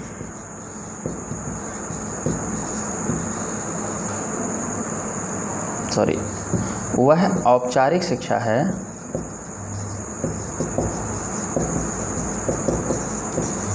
जो स्कूलों में 6 से 18 वर्ष तक के बच्चों को दी जाती है। इस प्रकार से आप इसकी परिभाषा लिखेंगे। स्कूली शिक्षा वह शिक्षा है जो स्कूल में 6 से 18 वर्ष तक के बच्चों को दी जाती है। 6 का मतलब कक्षा 1 और 18 का मतलब कक्षा 12 ही होता है। ठीक है, दूसरी बात, फिर इसका मतलब जो नर्सरी शिक्षा है, LKG UKG टाइप की जो शिक्षा है, जो 3 वर्ष की उम्र से लेकर के 6 वर्ष तक दी जाती है, ये क्या स्कूली शिक्षा नहीं है? तो यह स्कूली शिक्षा फ़िलहाल नहीं है, ठीक है ना। इसको प्री स्कूलिंग माना जाता है या पूर्व स्कूली शिक्षा कहा जाता है। तो ये प्री स्कूलिंग के तहत आता है। स्कूली शिक्षा के अंतर्गत इन्हीं को रखेंगे, ठीक है। इन्हीं शिक्षा को किंडरगार्टन के नाम से भी जाना जाता है, ठीक है ना, जो 3 से 6 वर्ष तक के बालकों के लिए होती हैं। तो नर्सरी है या प्री स्कूल है, पूर्व प्राथमिक स्कूल भी इसको कहते हैं, ठीक है ना, पूर्व प्राथमिक शिक्षा भी कहते हैं। तो इसको आप लोग समझेंगे कि ये अलग चीज़ है, ये अलग चीज़ है। तो इसीलिए थोड़ा सा फ़र्क है, इन शब्दों में थोड़ा थोड़ा फ़र्क है जो स्पष्ट कर रहे हैं। दूसरा, प्रारंभिक शिक्षा और प्राथमिक शिक्षा जैसा शब्द है। स्कूली शिक्षा शुरू होती है कक्षा 1 से, मतलब 6 वर्ष से। इसमें से जो प्राथमिक शिक्षा है, प्राथमिक शिक्षा, ये कक्षा 5 तक की शिक्षा को कहते हैं। इसका मतलब जो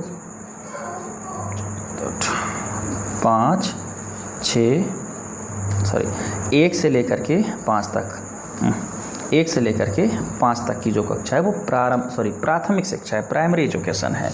इसमें जो प्रारंभिक शिक्षा या एलिमेंट्री शिक्षा शब्द इस्तेमाल किया जाता है, तो कक्षा 1 से लेकर के 8 वर्ष तक के बच्चों की शिक्षा, 1 से 8 तक की बच्चों के कक्षा 1 से लेकर के कक्षा 8 तक के बच्चों, मतलब 6 से लेकर के 14 वर्ष तक के बच्चों की जो शिक्षा है, उस शिक्षा को प्रारंभिक शिक्षा या एलिमेंट्री शिक्षा नाम दिया जाता है। इसका मतलब इसमें 2 वर्ग आते हैं, एक प्राइमरी वाला, एक माध्यमिक वाला, जो अपने यहाँ सामान्य शब्दों में हम लोग कहते हैं। प्राइमरी मतलब 6 से 11 और ये 12 से 14 वर्ष तक की, ठीक है, मतलब कक्षा 1 से लेकर के 5 और ये 6 से लेकर के 8 तक का क्लास जो है वो क्या कहलाता है? प्रारंभिक शिक्षा, ठीक है। प्रारंभिक शिक्षा की यही परिभाषा RTE में दी हुई है, ठीक है। RTE अर्थात राइट टू एजुकेशन में प्रारंभिक शिक्षा की परिभाषा इसी प्रकार से दी गई है, स्पष्ट किया गया है कि प्रारंभिक शिक्षा वह शिक्षा है जो 6 से 14 वर्ष तक के बालकों को दी जाती है, ठीक है। दूसरा हम लोगों ने इसमें लिखा था सार्वभौमिक शिक्षा। सार्वभौमिक शिक्षा का अर्थ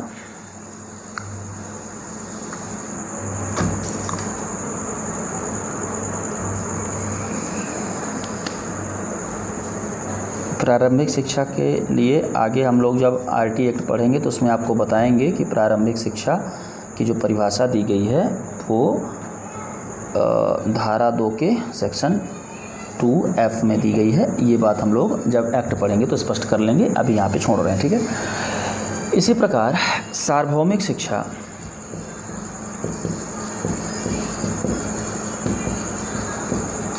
सार्वभौमिक शिक्षा का मतलब, यूनिवर्सल शिक्षा का मतलब होता है सभी को शिक्षा, एक शब्द और जोड़ देते हैं, सभी को समान शिक्षा। वह शिक्षा पद्धति जिसमें सभी को शामिल किया जाता है और सभी को शामिल करके एक समान शिक्षा दी जाती है, उसको हम लोग यूनिवर्सल शिक्षा कहते हैं। इसके लिए एक टर्म UPE शब्द इस्तेमाल करते हैं, universal primary education, universal primary education. तो यूनिवर्सल प्राइमरी एजुकेशन या इसी के लिए एक शब्द इस्तेमाल करते हैं आपका, जिसमें सार्वभौमिक शिक्षा आ जाता है UEE, universal elementary education, universal elementary education, ठीक है। तो प्राइमरी एजुकेशन या एलिमेंट्री एजुकेशन एक ही चीज़ है, सार्वभौमिक शिक्षा एक ही चीज़ है, लेकिन सार्वभौमिक का क्या मतलब है? ऐसे शिक्षा जिसमें सभी को शामिल करते हुए एक समान शिक्षा दी जाती है, उसे हम लोग क्या कहते हैं? यूनिवर्सल शिक्षा। यूनेस्को कहता है कि यूनिवर्सल शिक्षा का अर्थ है कि स्कूल एज के 100% बच्चे स्कूल में हों। यूनेस्को कहता है कि स्कूल एज के ऐसे बच्चे जिनको स्कूल में होना चाहिए, अर्थात जिनकी उम्र कितनी है?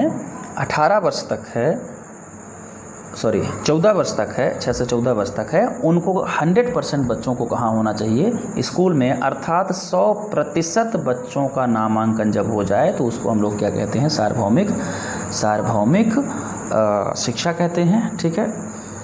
इसी के संदर्भ में यूनेस्को का एक फार्मूला है, एक सूत्र है, क्या, NER मतलब नेट इनरोलमेंट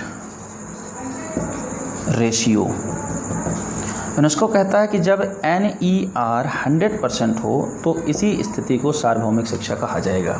ठीक है।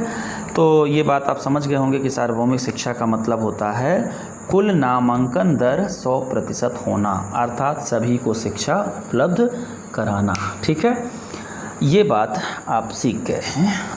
अगला जो कॉन्सेप्ट है, अच्छा एक बात और, सार्वभौमिक शिक्षा का प्रयास कौन करेगा, सरकार करेगी। सरकार का लक्ष्य क्या होगा, सरकार का लक्ष्य होगा कि हर बच्चे को स्कूल तक पहुंचाए। और यह बात यूनाइटेड नेशन के घोषणा में, शिक्षा संबंधित घोषणा में भी कही गई है कि स्कूल योग्य सभी बच्चों का पहला मतलब उनका अधिकार है शिक्षा प्राप्त करना। ठीक है। तो ये बात आप क्लियरली समझ चुके हैं।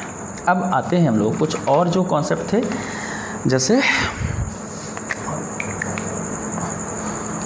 प्रारंभिक शिक्षा आपने पढ़ लिया, सार्वभौमिक शिक्षा आपने पढ़ लिया। ठीक है। अनिवार्य शिक्षा का क्या मतलब है, कंपलसरी शिक्षा।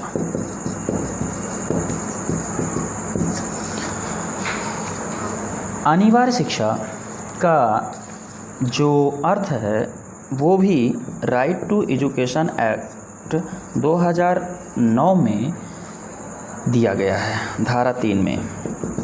धारा 3 में अनिवार्य शिक्षा की परिभाषा दी गई है और निःशुल्क शब्द की भी परिभाषा दी गई है, उसको भी हम लोग समझेंगे आगे। निःशुल्क शिक्षा था ना, निःशुल्क शिक्षा, तो निःशुल्क शिक्षा की भी परिभाषा दी गई है। निःशुल्क शिक्षा की परिभाषा भी धारा 3 में ही स्पष्ट की गई है। तो एक साथ ही लिखा है अनिवार्य और निःशुल्क शिक्षा। तो धारा 3 में जो अनिवार्य शिक्षा की परिभाषा दी गई है उस पर आप थोड़ा सा गौर करेंगे। RTE 2009 की धारा 3 में कहा गया है कि उचित सरकार एवं स्थानीय पदाधिकारियों पर 6 से 14 वर्ष के आयु के समूह के सभी बच्चों को प्रवेश, उपस्थिति और प्रारंभिक शिक्षा को पूरा करने का प्रावधान करने और यह सुनिश्चित करने कि वो स्कूल में हैं या नहीं हैं की बाध्यता होगी। बात नहीं समझ में आई होगी, स्पष्ट करते हैं। इसमें कहा गया उचित सरकार शब्द, उसी की भाषा बोल रहा हूँ और समझाते चलता हूँ। उचित सरकार कौन है, उचित सरकार वो जिसके ऊपर जिम्मेदारी हो, चाहे वो केंद्र हो चाहे वो राज्य हो। हाँ, केंद्र राज्य से एक बात यहाँ पे स्पष्ट करूँगा कि शिक्षा जो है वो समवर्ती सूची का विषय है।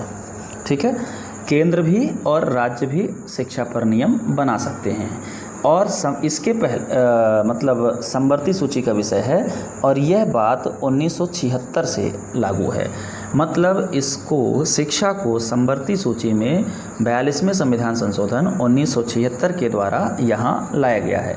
तो 1976 के बाद शिक्षा समवर्ती सूची का विषय है। इसका मतलब उचित सरकार का मतलब केंद्र और राज्य दोनों होगा। ठीक है ना। उचित सरकार स्थानीय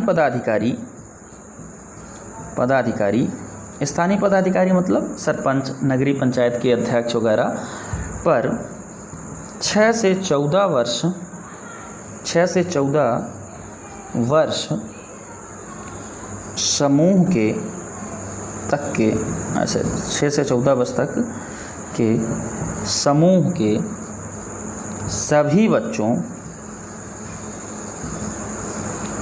बच्चों के प्रवेश, एडमिशन, उपस्थिति,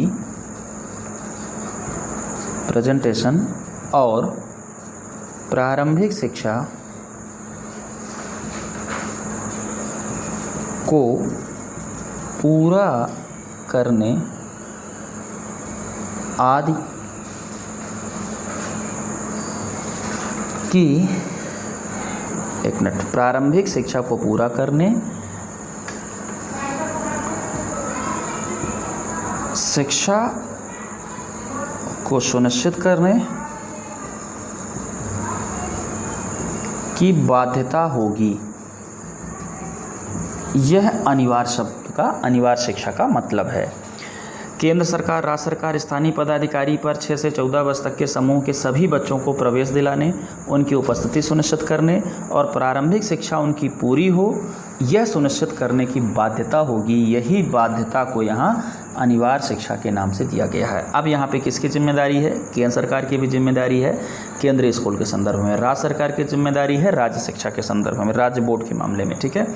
और स्थानीय पदाधिकारियों की जिम्मेदारी है कि वो 6 से 14 वर्ष तक के सभी बच्चों को प्रवेश दिलाएं, उनकी उपस्थिति सुनिश्चित करें और वो अपनी प्रारंभिक शिक्षा को पूरा कर लें, बीच में ड्रॉप आउट ना करें, छोड़े नहीं। यह सब सुनिश्चित करने की बाध्यता है, इच्छा नहीं है, बाध्यता है। इसीलिए हम लोग कहते हैं अनिवार्य शिक्षा दी जा रही है। एक बात ये। दूसरा इसमें कि किसी 6 से 14 वर्ष तक के बच्चे को शिक्षा से वंचित नहीं किया जा सकता है, ठीक है ना। वंचित नहीं किया जा सकता, चाहे उसके पास पैसा हो या ना हो, वह निःशुल्क शिक्षा में आ जाएगा। इसका मतलब क्या हुआ? इसका मतलब ये हुआ कि भारत में हर बच्चे को जो 6 से 14 वर्ष है उसको ढूंढ करके सरकारें शिक्षा दिलाएंगी। उसके पास एक्सक्यूजेस नहीं होंगे, यह सरकार की ही बाध्यता है। तो इस एक्ट में इतना तगड़ा प्रावधान किया गया है अनिवार्य शिक्षा को लेकर के, ठीक है। निःशुल्क शिक्षा का जो अर्थ यहाँ बताया गया है वो ये है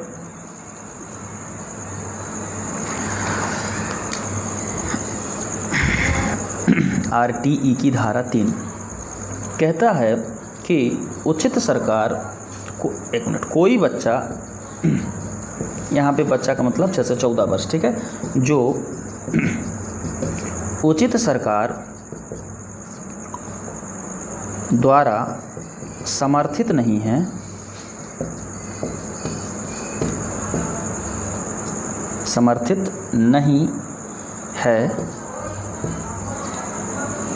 किसी किस्म की फीस या प्रभार या व्यय जो प्रारंभिक शिक्षा जारी रखने और उसे पूरा करने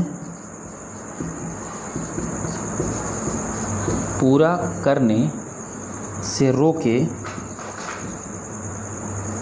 को अदा करने के लिए बाध्य नहीं है। ये बात यहाँ पे ध्यान रखना है, ठीक है। कोई बच्चा जो उचित सरकार द्वारा समर्थित नहीं है, कहने का मतलब एक ऐसा बच्चा जिसको किसी सरकार के द्वारा कोई सहायता प्राप्त नहीं है, ठीक है ना। फिर ऐसे बच्चे को छोड़ देते हैं। किसी किस्म की फीस या प्रभार या व्यय जो प्रारंभिक शिक्षा जारी रखने और उसे पूरा करने से रोके, मतलब इस प्रकार की फीस जो बच्चे को प्रारंभिक शिक्षा, फीस या प्रभार या कोई व्यय का मतलब यहाँ पे किताबों के व्यय से भी है, ठीक है, या प्रभार, किसी भी प्रकार का सरचार्ज या चार्ज या फीस जो उसकी प्रारंभिक शिक्षा को पूरा करने से रोके, उसको अदा करने के लिए वह बाध्य नहीं है। यह मतलब है निःशुल्क शिक्षा का, ठीक है। तो निःशुल्क शिक्षा सीधा सा मतलब जब आप निकालते हैं तो यही निकालते हैं कि 6 से 14 वर्ष तक के बच्चों को बिना किसी फीस की मुफ्त किताबों के साथ, मुफ्त स्टेशनरी के साथ शिक्षा दी जाएगी, ठीक है। यह निःशुल्क शिक्षा का मतलब आप सामान्यतः समझते हैं, लेकिन जो एक्ट में परिभाषा दी गई है वो ये है। तो यहाँ पे बाध्यता नहीं है फीस जमा करना, जिसका सीधा सा मतलब है कि बिना फीस जमा किए, बिना प्रभार जमा किए, बिना व्यय जमा किए बच्चा 6 से 14 वर्ष तक पढ़ेगा, ठीक है। तो बाध्यता है, अनिवार्यता है किसके लिए? कि हर बच्चे को एडमिशन दिलाना है और उसकी शिक्षा पूरी कराना है, और बच्चे के लिए कोई बाध्यता नहीं है कि वो फीस जमा करेगा। इन दोनों को मिला करके अनिवार्य निःशुल्क शिक्षा का कॉन्सेप्ट पूरा हो जाता है, ठीक है। एक समान शिक्षा एक कॉन्सेप्ट है। एक समान शिक्षा, इसका क्या मतलब है? एक समान शिक्षा का मतलब है सामान्य शिक्षा, मतलब कक्षा 1 के सभी विद्यार्थियों को एक जैसी शिक्षा दी जाए, पर इसमें अभी कुछ समस्या है, ऐसा हो नहीं रहा है। RTE का प्रावधान है लेकिन अभी पूरी बातें हैं नहीं। यदि इस बात को हम मान लें कि एक समान शिक्षा का मतलब यही है कि सभी को एक जैसी शिक्षा दी जाए, कक्षा 1 के सभी विद्यार्थी चाहे एक राज्य के एक बोर्ड के हैं तो एक जैसी शिक्षा प्राप्त करें, चाहे वो क्षेत्र कोई भी हो। ठीक है। कोठारी आयोग की एक अनुशंसा यहाँ पे थोड़ा सा रिजेक्ट होती है। कोठारी आयोग की एक अनुशंसा ये थी कि जिला स्तर पर शिक्षा की व्यवस्था की जानी चाहिए। जिला स्तर पर शिक्षा की व्यवस्था का मतलब ये है कि अलग अलग जिला में अलग अलग मुद्दे होते हैं, उस हिसाब से जिला स्तर पर शिक्षा की व्यवस्था की जाए। कोठारी आयोग ने सिफारिश की थी, लेकिन कोठारी आयोग की सिफारिश के मतलब की उपेक्षा करके यहाँ पे ये बात की जा रही है एक समान शिक्षा। अभी तक तो ये भी बात चल रही है कि पूरे देश में एक जैसे शिक्षा प्रणाली लागू हो, पर अभी लागू नहीं है। तो एक समान शिक्षा का मतलब समझ गए हैं, पूरे देश में एक जैसे शिक्षा या प्रदेश में एक जैसी शिक्षा। लेकिन यहाँ पे हम जब बोर्ड देखते हैं CBSE, NCERT, MP board, UP board, तो एक बात क्लियर हो जाती है कि सबकी शिक्षा की किताबें, पाठ्यक्रम अलग अलग है। इन सब के बावजूद जो शिक्षा का उद्देश्य है वो सब एक जैसा है। शिक्षा का जो प्राइमरी शिक्षा का जो उद्देश्य है, जो मिडिल शिक्षा का उद्देश्य है, जो हायर सेकेंडरी का या सेकेंडरी एजुकेशन का जो उद्देश्य है वो लगभग एक जैसा है। तो उद्देश्यों के दृष्टिकोण से समान है, पाठ्यक्रम के दृष्टिकोण से भी समान शिक्षा लागू नहीं है। ठीक है। इतनी बातें थी जो आपकी शिक्षा के बेसिक कॉन्सेप्ट से जुड़ती थी। तो अब आप लोग बहुत सारी बातें सीख चुके हैं। कुछ मुद्दे हैं जिनको हम लोग देखेंगे, जैसे कि मान लेते हैं स्कूली शिक्षा से संबंधित जो सरकार की जो बहुत सारी उपलब्धियां रही हैं उन उपलब्धियों को देखेंगे। बहुत सारी संस्थाएं हैं, संस्थाओं को देखना है तो ध्यान दीजिए यहाँ पे स्कूली शिक्षा से संबंधित संस्थाएं, अगला जो हमारा टॉपिक है इसको हम लोग अभी स्किप कर रहे हैं। संबंधित संस्थाओं वाला सिलेबस में आप पॉइंट देखेंगे तो सबसे लास्ट पॉइंट नीचे दिया हुआ है, शिक्षा के विकास में योगदान करने वाली कुछ संस्थाएं। वहाँ पे कुछ संस्थाएं स्कूली शिक्षा से संबंधित हैं, वहाँ पे हम इनको पूरा कर देंगे। ठीक है ना। इसके अलावा सरकार की उपलब्धियाँ और संबंधित जो आपका प्रावधान है, मतलब स्कूली शिक्षा से जो संबंधित विभिन्न प्रकार की बातें हैं, जैसे मान लेते हैं कि समस्याएं हैं, क्यों छोड़ देते हैं स्कूल, क्यों छोड़ देते हैं बालिकाएं स्कूल क्यों छोड़ देती हैं, बालक स्कूल क्यों छोड़ देते हैं, वो और सुझाव, इस पॉइंट को हम लोग इसी खंड में देख लेंगे। तो इसके आगे हम लोग प्रारंभिक शिक्षा से संबंधित या स्कूल शिक्षा से संबंधित कई योजनाएं हैं, उन योजनाओं के बारे में चर्चा करते हैं। योजनाओं के बाद सरकार की कुछ, भारत सरकार की, मध्य प्रदेश सरकार की कुछ उपलब्धियों के बारे में हम लोग बात करेंगे, और उपलब्धियों के बाद स्कूल शिक्षा से संबंधित जो समस्याएं हैं उन समस्याओं की चर्चा करेंगे। इन्हीं समस्याओं में एक समस्या के बीच में जो बच्चे स्कूल छोड़ देते हैं तो उसका क्या रीज़न है, उस समस्या से कैसे निपटेंगे उस पर बात करेंगे। फिर समस्याओं के सुधार हेतु जो सुझाव हैं उनकी चर्चा करेंगे। लेकिन सबसे पहले हम लोग देखते हैं स्कूल शिक्षा से संबंधित जो योजनाएं हैं। ये योजनाएं अधिकांशतः भारत सरकार की योजनाएं हैं। इन योजनाओं की डिटेल से चर्चा हम लोग कर लेते हैं जितना ज़रूरी है। जैसे मिड डे मील 1995 में चलाया गया, इसका मकसद, इसका उद्देश्य मैं पिछले वीडियोज़ में बता चुका हूँ। ठीक है। सर्व शिक्षा अभियान की चर्चा करते हैं थोड़ा सा। फिर उसके बाद पढ़े भारत बढ़े भारत, ठीक है, बेटी बचाओ बेटी योजना, बेटी बचाओ बेटी पढ़ाओ योजना भी इसी से संबंधित। एक योजना है SPQEM, मदरसों से संबंधित है, इसको देखेंगे।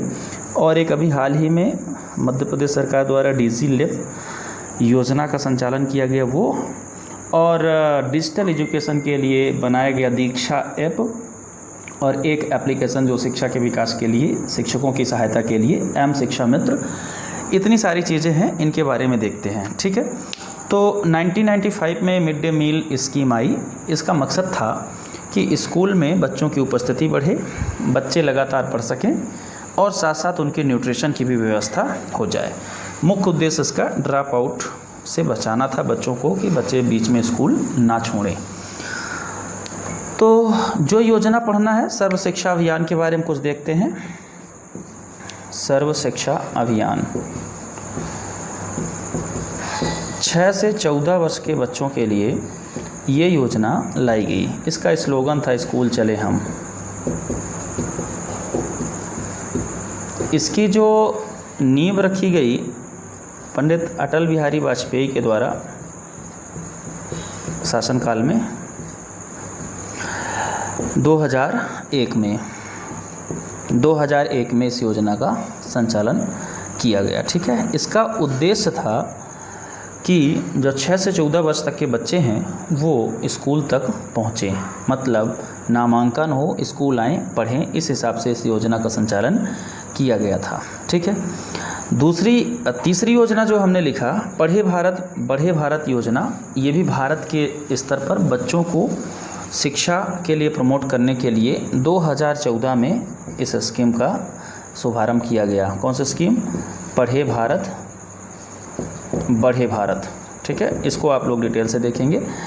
एक तीसरी स्कीम जो हम लोग को देखना है SPQEM, इसको थोड़ा सा डिटेल से देखते हैं। 2019 में इसमें कई सारे प्रावधान रखे गए, उसका थोड़ा सा संदर्भ लेते हुए इस योजना का डिस्कशन हम लोग डिटेल से करते हैं। योजना का नाम है SPQEM। फुल फॉर्म यदि लिखें तो scheme for provide quality education in madrasa. ठीक है, हिंदी में लिखा जाए तो मदरसों में गुणवत्तापूर्ण शिक्षा उपलब्ध कराने के लिए योजना।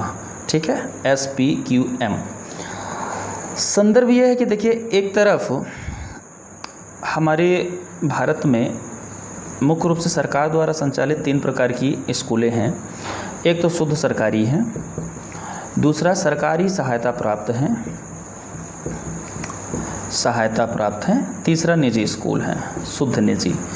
सरकारी सहायता प्राप्त स्कूलों में मदरसे भी आते हैं।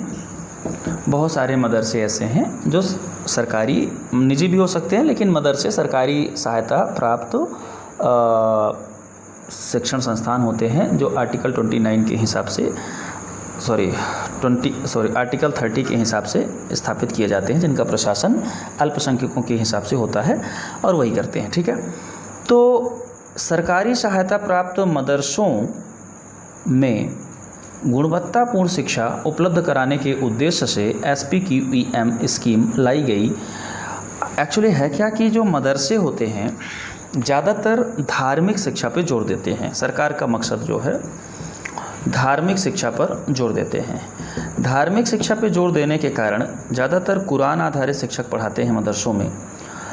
ये मूल शिक्षा से, ये जो बच्चे हैं 6 से 14 वर्ष तक के जो बच्चे हैं, ये मूल शिक्षा से वंचित रह जाते हैं। मूल शिक्षा का मतलब जो एक समान शिक्षा है, जो सार्वभौमिक शिक्षा है, उस शिक्षा से ज़्यादातर ये बच्चे वंचित हो जाते हैं। ये गणित, भाषा, विज्ञान जैसी मूलभूत सब्जेक्ट प्रायः नहीं पढ़ पाते हैं। सरकार की मंशा थी, सरकार की सोच के हिसाब से इन शिक्षण संस्थानों में कुछ ऐसा प्रावधान किया जाए जिससे क्वालिटेटिव एजुकेशन मिले, जिससे यूनिवर्सल एजुकेशन सिस्टम वाली शिक्षा मिले, एक समान शिक्षा मिले।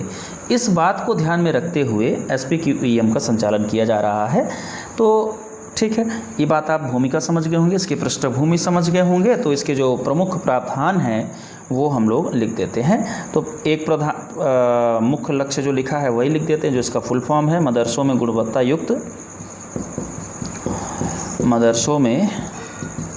गुणवत्ता युक्त शिक्षा प्रदान करना। ठीक है, दूसरा क्या करेंगे, यहाँ औपचारिक पाठ्यक्रम लागू कराने का प्रयास करना। औपचारिक पाठ्यक्रम लागू कराना, औपचारिक पाठ्यक्रम वही एक समान शिक्षा वाला। तीसरा क्या है, ऐसे शिक्षक नियुक्त करना, मतलब शिक्षकों की नियुक्ति जो औपचारिक पाठ्यक्रम पढ़ा सकते हो, है ना। तो औपचारिक पाठ्यक्रम पढ़ाने वाले शिक्षकों की नियुक्ति।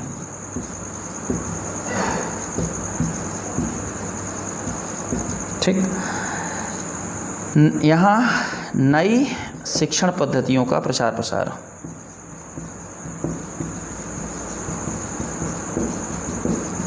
प्रचार प्रसार, ठीक। मदरसों में नई शिक्षण पद्धति, नए तरीके से पढ़ाने की स्किल आदि का प्रचार प्रसार और उसको बढ़ावा देना, उसके लिए वित्तीय सहायता भी उपलब्ध कराती हैं। मदरसों में गणित, विज्ञान किट उपलब्ध कराना, मतलब गणित की सामग्री, विज्ञान की सामग्री, ताकि मदरसे के बच्चे भी गणित और विज्ञान पढ़ सकें, ठीक है। यहाँ उन्नत किस्म के पुस्तकालय, बुक बैंक जैसी सुविधाएं उपलब्ध कराना, ठीक है ना। इसको NIOS के साथ जोड़ दिया जा रहा है, NIOS लिंकेज किया जा रहा है, मतलब national institute of open school के साथ इसको जोड़ करके समायोजित किया जा रहा है, ताकि बच्चे जो है तो वहाँ से व्यावसायिक शिक्षा भी हासिल कर सकें। तो ये योजना है मदरसों में संचालित की जाने वाली, इसको आप ध्यान में रखेंगे, ठीक है। योजना में अगली योजना जो है DGLEP जो है तो अभी हाल ही में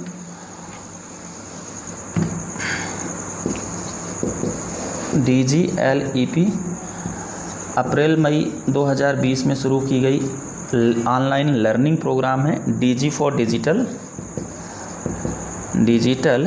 LEP लर्निंग इन्हांसमेंट प्रोग्राम। क्या है? डिजिटल लर्निंग इन्हांसमेंट प्रोग्राम, ठीक है ना। तो डिजिटल लर्निंग जो है उसको इन्हांस्ड करने के लिए, उसकी संवर्धन करने के लिए ये प्रोग्राम लाया गया है। इसका मकसद क्या है? इसका मकसद है, मध्य प्रदेश सरकार की योजना है, और भी राज्यों में हो सकती है, लेकिन मध्य प्रदेश सरकार में इस नाम से है। इसका मकसद है, लॉकडाउन के समय योजना ये लाई गई, जिसका मकसद है ऑनलाइन शिक्षा को बढ़ावा देना, ऑनलाइन शिक्षण को बढ़ावा देना, ठीक है। इसके माध्यम से बच्चों तक वीडियो क्लास की लिंकेज, दीक्षा ऐप की लिंकेज, PDF है ना, बाकी और भी रूप जो डॉक्यूमेंट के हो सकते हैं, वो किताबों के PDF, वो सब व्हाट्सएप के ज़रिए पहुंचाया जाएगा, ठीक है। तो DGLEP हो गया आपका। एक योजना ये करंट वाली हो गई। हाँ, इसी प्रकार से दीक्षा ऐप का संचालन किया जा रहा है। जो दीक्षा ऐप है उसका मकसद भी ऑनलाइन है, नेशनल लेवल पे, ठीक है। एम शिक्षा मित्र शिक्षकों की सहायता के लिए जारी किया गया, पहले से ही ऐप था, ठीक है। ये बातें थी स्कूली शिक्षा से संबंधित प्रमुख योजनाएं, स्कीम, प्रावधान, ठीक है। अब अगला टॉपिक जो हमारा है उसको समझते हैं। अगला टॉपिक है स्कूली शिक्षा की भारत में उपलब्धियाँ। भारत और कुछ संदर्भ मध्य प्रदेश के भी ले लेंगे। भारत में स्कूली शिक्षा के संदर्भ में सरकार की उपलब्धियां, ये टॉपिक हम लोग को समझना है। उपलब्धियां, ठीक।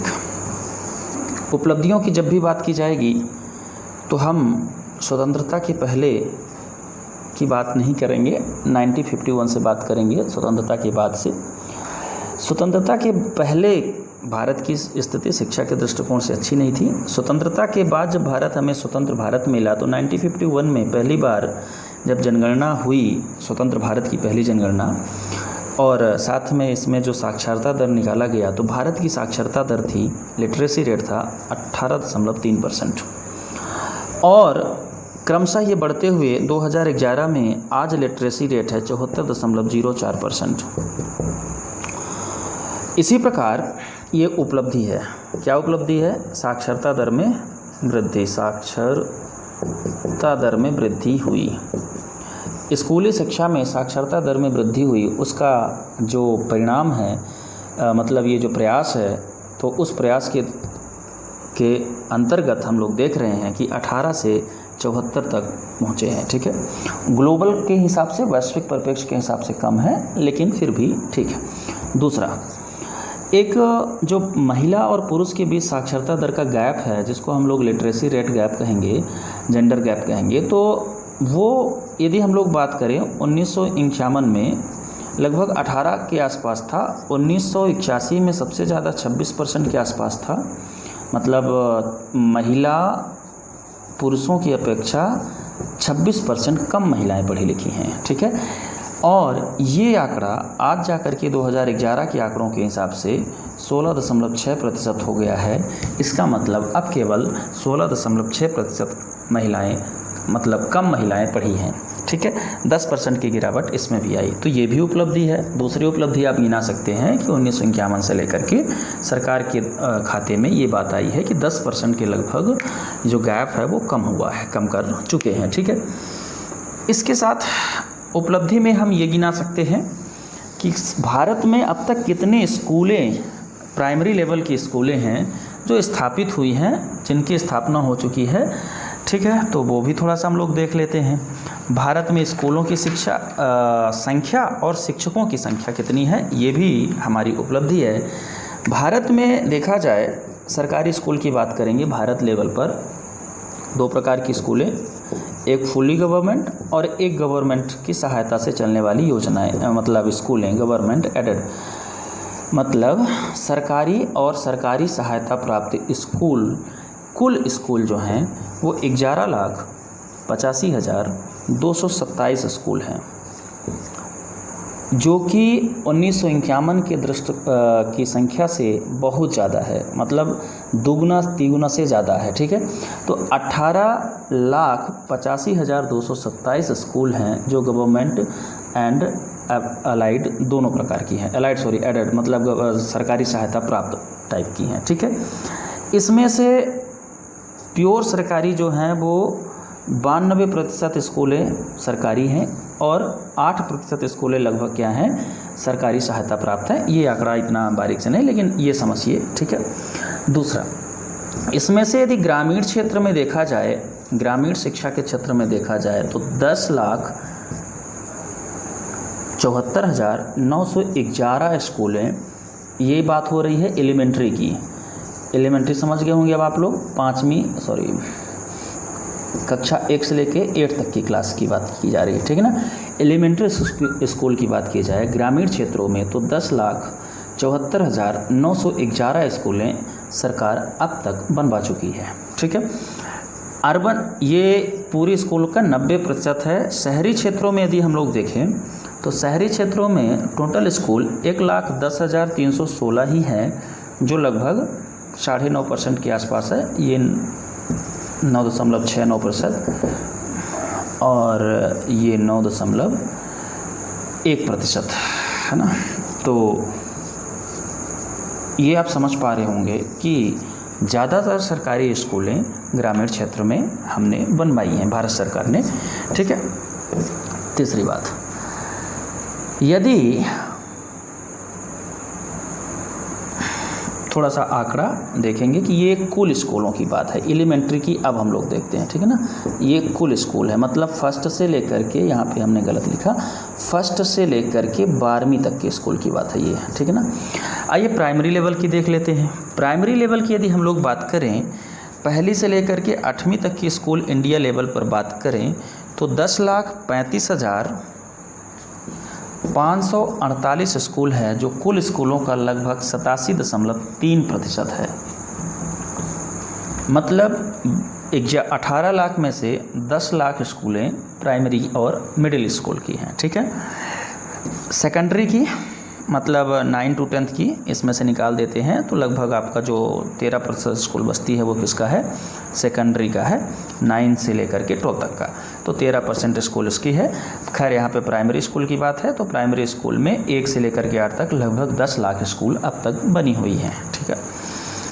मध्य प्रदेश के संदर्भ में देखा जाए, थोड़ा सा इसी आंकड़े को हम लोग एमपी के संदर्भ में देखें तो मध्य प्रदेश में कुल स्कूल,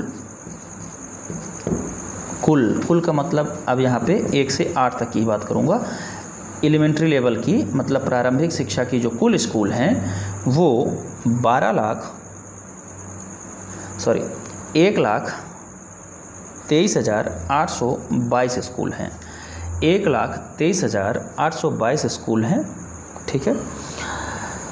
और इसमें से यदि हम लोग 1,23,822 स्कूल, फिर से आंकड़ा गलत, ये 12वीं तक का आंकड़ा है, सॉरी 12वीं तक का आंकड़ा है ये, ठीक है ना, पहली से लेकर के 12वीं तक का आंकड़ा है। यदि हम लोग एलिमेंट्री मतलब हिंदी लिखते हैं, प्रारंभिक स्कूल देखें, प्रारंभिक स्कूल किस ग्रामीण क्षेत्रों में यदि हम लोग देखें तो ग्रामीण क्षेत्रों में प्रारंभिक स्कूल जो है वो आपका टोटल 1,07,784 स्कूल प्राइमरी और मिडिल लेवल की हैं, एलिमेंट्री मतलब 1 से लेकर के 8 तक की हैं, ठीक है, ग्रामीण क्षेत्रों में।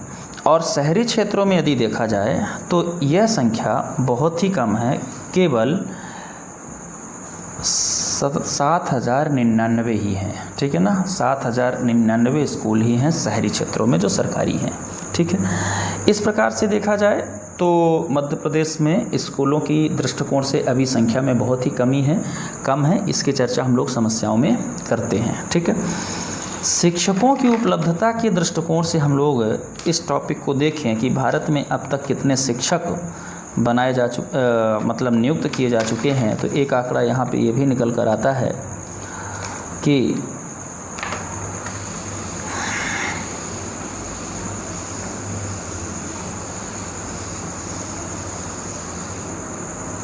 भारत में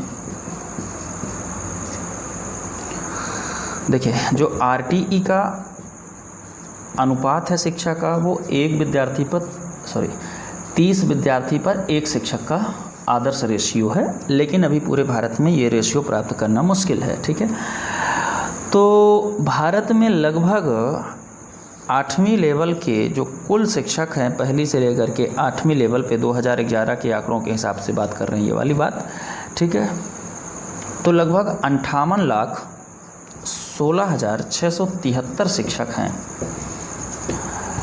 अब तक 58 लाख शिक्षकों की नियुक्ति सरकारों द्वारा सभी सरकारों को मिला करके की जा चुकी है, ठीक है।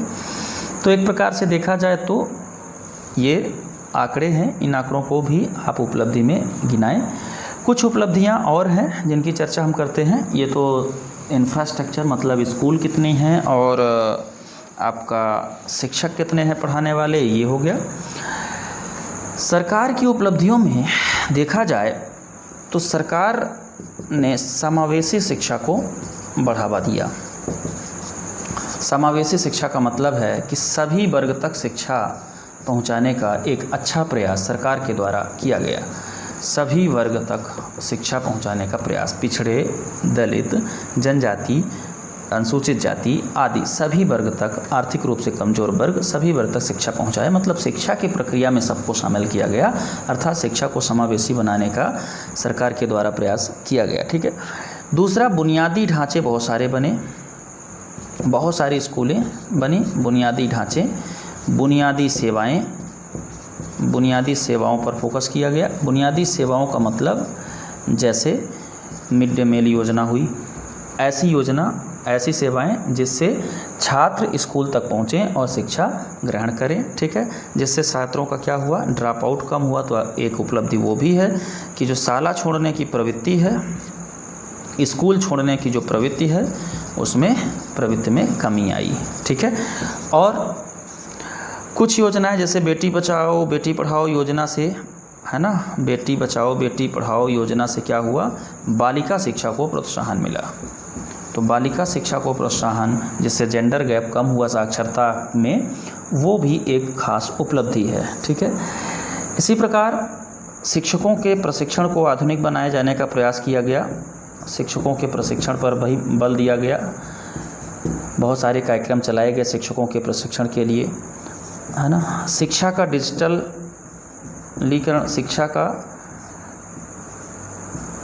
डिजिटलीकरण किया गया, ठीक है।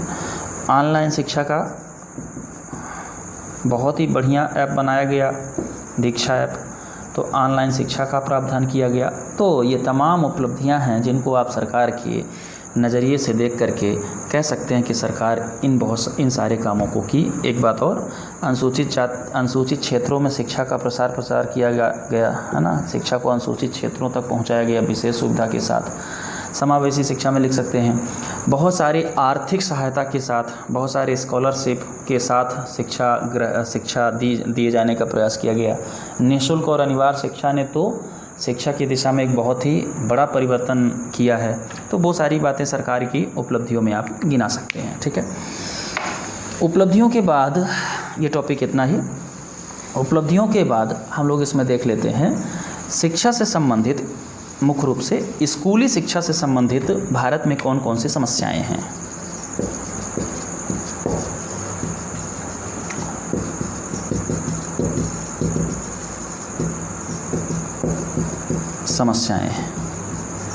स्कूली शिक्षा से संबंधित कौन कौन सी समस्याएं हैं, उन समस्याओं पर भी हम लोग विचार कर लेते हैं। ठीक है, यदि समस्याओं की बात करें तो जैसा कि हम लोग जानते हैं कि भारत विकासशील देश है। विकासशील देशों की एक बड़ी समस्या ये होती है कि बजट कम होता है। शिक्षा के लिए बजट बहुत ज़्यादा नहीं दे पाते हैं। तो मूल समस्या बजट की होती है, पैसा उतना ज़्यादा हम शिक्षा पे खर्च नहीं करते हैं। दूसरी समस्या जो होती है, इतनी ज़्यादा जागरूकता चेतना नहीं होती है कि बच्चों को अभिभावक पढ़ाएं। तो एक समस्या ये थी, हालांकि इसको दूर कर लिया गया। जो अब दूसरी बड़ी समस्या है वो है गरीबी की। अभी भी बहुत सारे गरीब परिवार हैं जो अपने बच्चों को निःशुल्क शिक्षा होने के बावजूद भी नहीं पढ़ा पाते, क्योंकि उनके बच्चे काम पे लगे होते हैं। यही तमाम बातें हैं जिनकी हम लोग चर्चा करते हैं। तो इसको दो सेक्शन में बांट कर पढ़ लेते हैं। एक तो हमारी जो प्राथमिक शिक्षा है उसकी बहुत सारी समस्याएं हैं, देख लेते हैं। और दूसरी जो माध्यमिक शिक्षा है उसके बारे में जो कमियां हैं, जो समस्याएं हैं, उनको देख लेते हैं। ठीक है, तो प्राथमिक शिक्षा के दृष्टिकोण से देखा जाए तो तमाम स्कूल बनवाने के बावजूद भी अभी भी बहुत सारी विद्यालयों की कमी है। ठीक है, अभाव है। लगभग अभी भारत में सभी तक अच्छी से शिक्षा पहुंचाने के लिए 6 लाख और स्कूल चाहिए। 6 लाख और स्कूलों की ज़रूरत है, तब जा कर के कहीं एक औसत एवरेज तक पहुँच पाएंगे। जैसा कि हम लोग जानते हैं कि बहुत पहले सरकारी जब भारत स्वतंत्र हुआ तब से लेकर के बहुत दिनों तक स्कूलें जो है तो कुछ वृक्षों तक, कुछ ऐसे ही खुले आसमान में चलती रहीं। धीरे धीरे बुनियादी संरचना, इंफ्रास्ट्रक्चर दे करके विद्यालयों का निर्माण कराया गया। फिर भी अभी भी 6 लाख और स्कूल चाहिए और एक अच्छे औसत तक पहुंचने के लिए। ठीक है, दूसरी बात, जैसा कि हमने बताया, शिक्षकों की भी कमी है। बहुत सारे शिक्षक 58 लाख, 58.5 लाख तक शिक्षक नियुक्त किए जा चुके हैं, लेकिन उसके बावजूद भी अभी 1:30 का जो रेशियो है RTE में, राइट टू एजुकेशन वाले अधिनियम में, वो पाना अभी भी संभव नहीं हो पाया है। बहुत जगह ये रेशियो पाना अभी आसान नहीं है, तो ये भी समस्या है। तीसरी समस्या बुनियादी ढांचे को लेकर के है। बुनियादी ढांचे के अंतर्गत बहुत सारी चीज़ें आती हैं, जैसे शौचालय, स्कूलों में शौचालय, साफ़ सुथरा स्वच्छ शौचालय, स्कूलों की बाउंड्री वाल जिससे वो सुरक्षित रह सकें, खासकर बच्चियां सुरक्षित रह सकें। ठीक है, स्कूलों में स्वच्छ पेयजल, स्कूलों में बिजली, पंखा, लाइट, स्कूलों में कंप्यूटर, लाइब्रेरी, पुस्तकालय,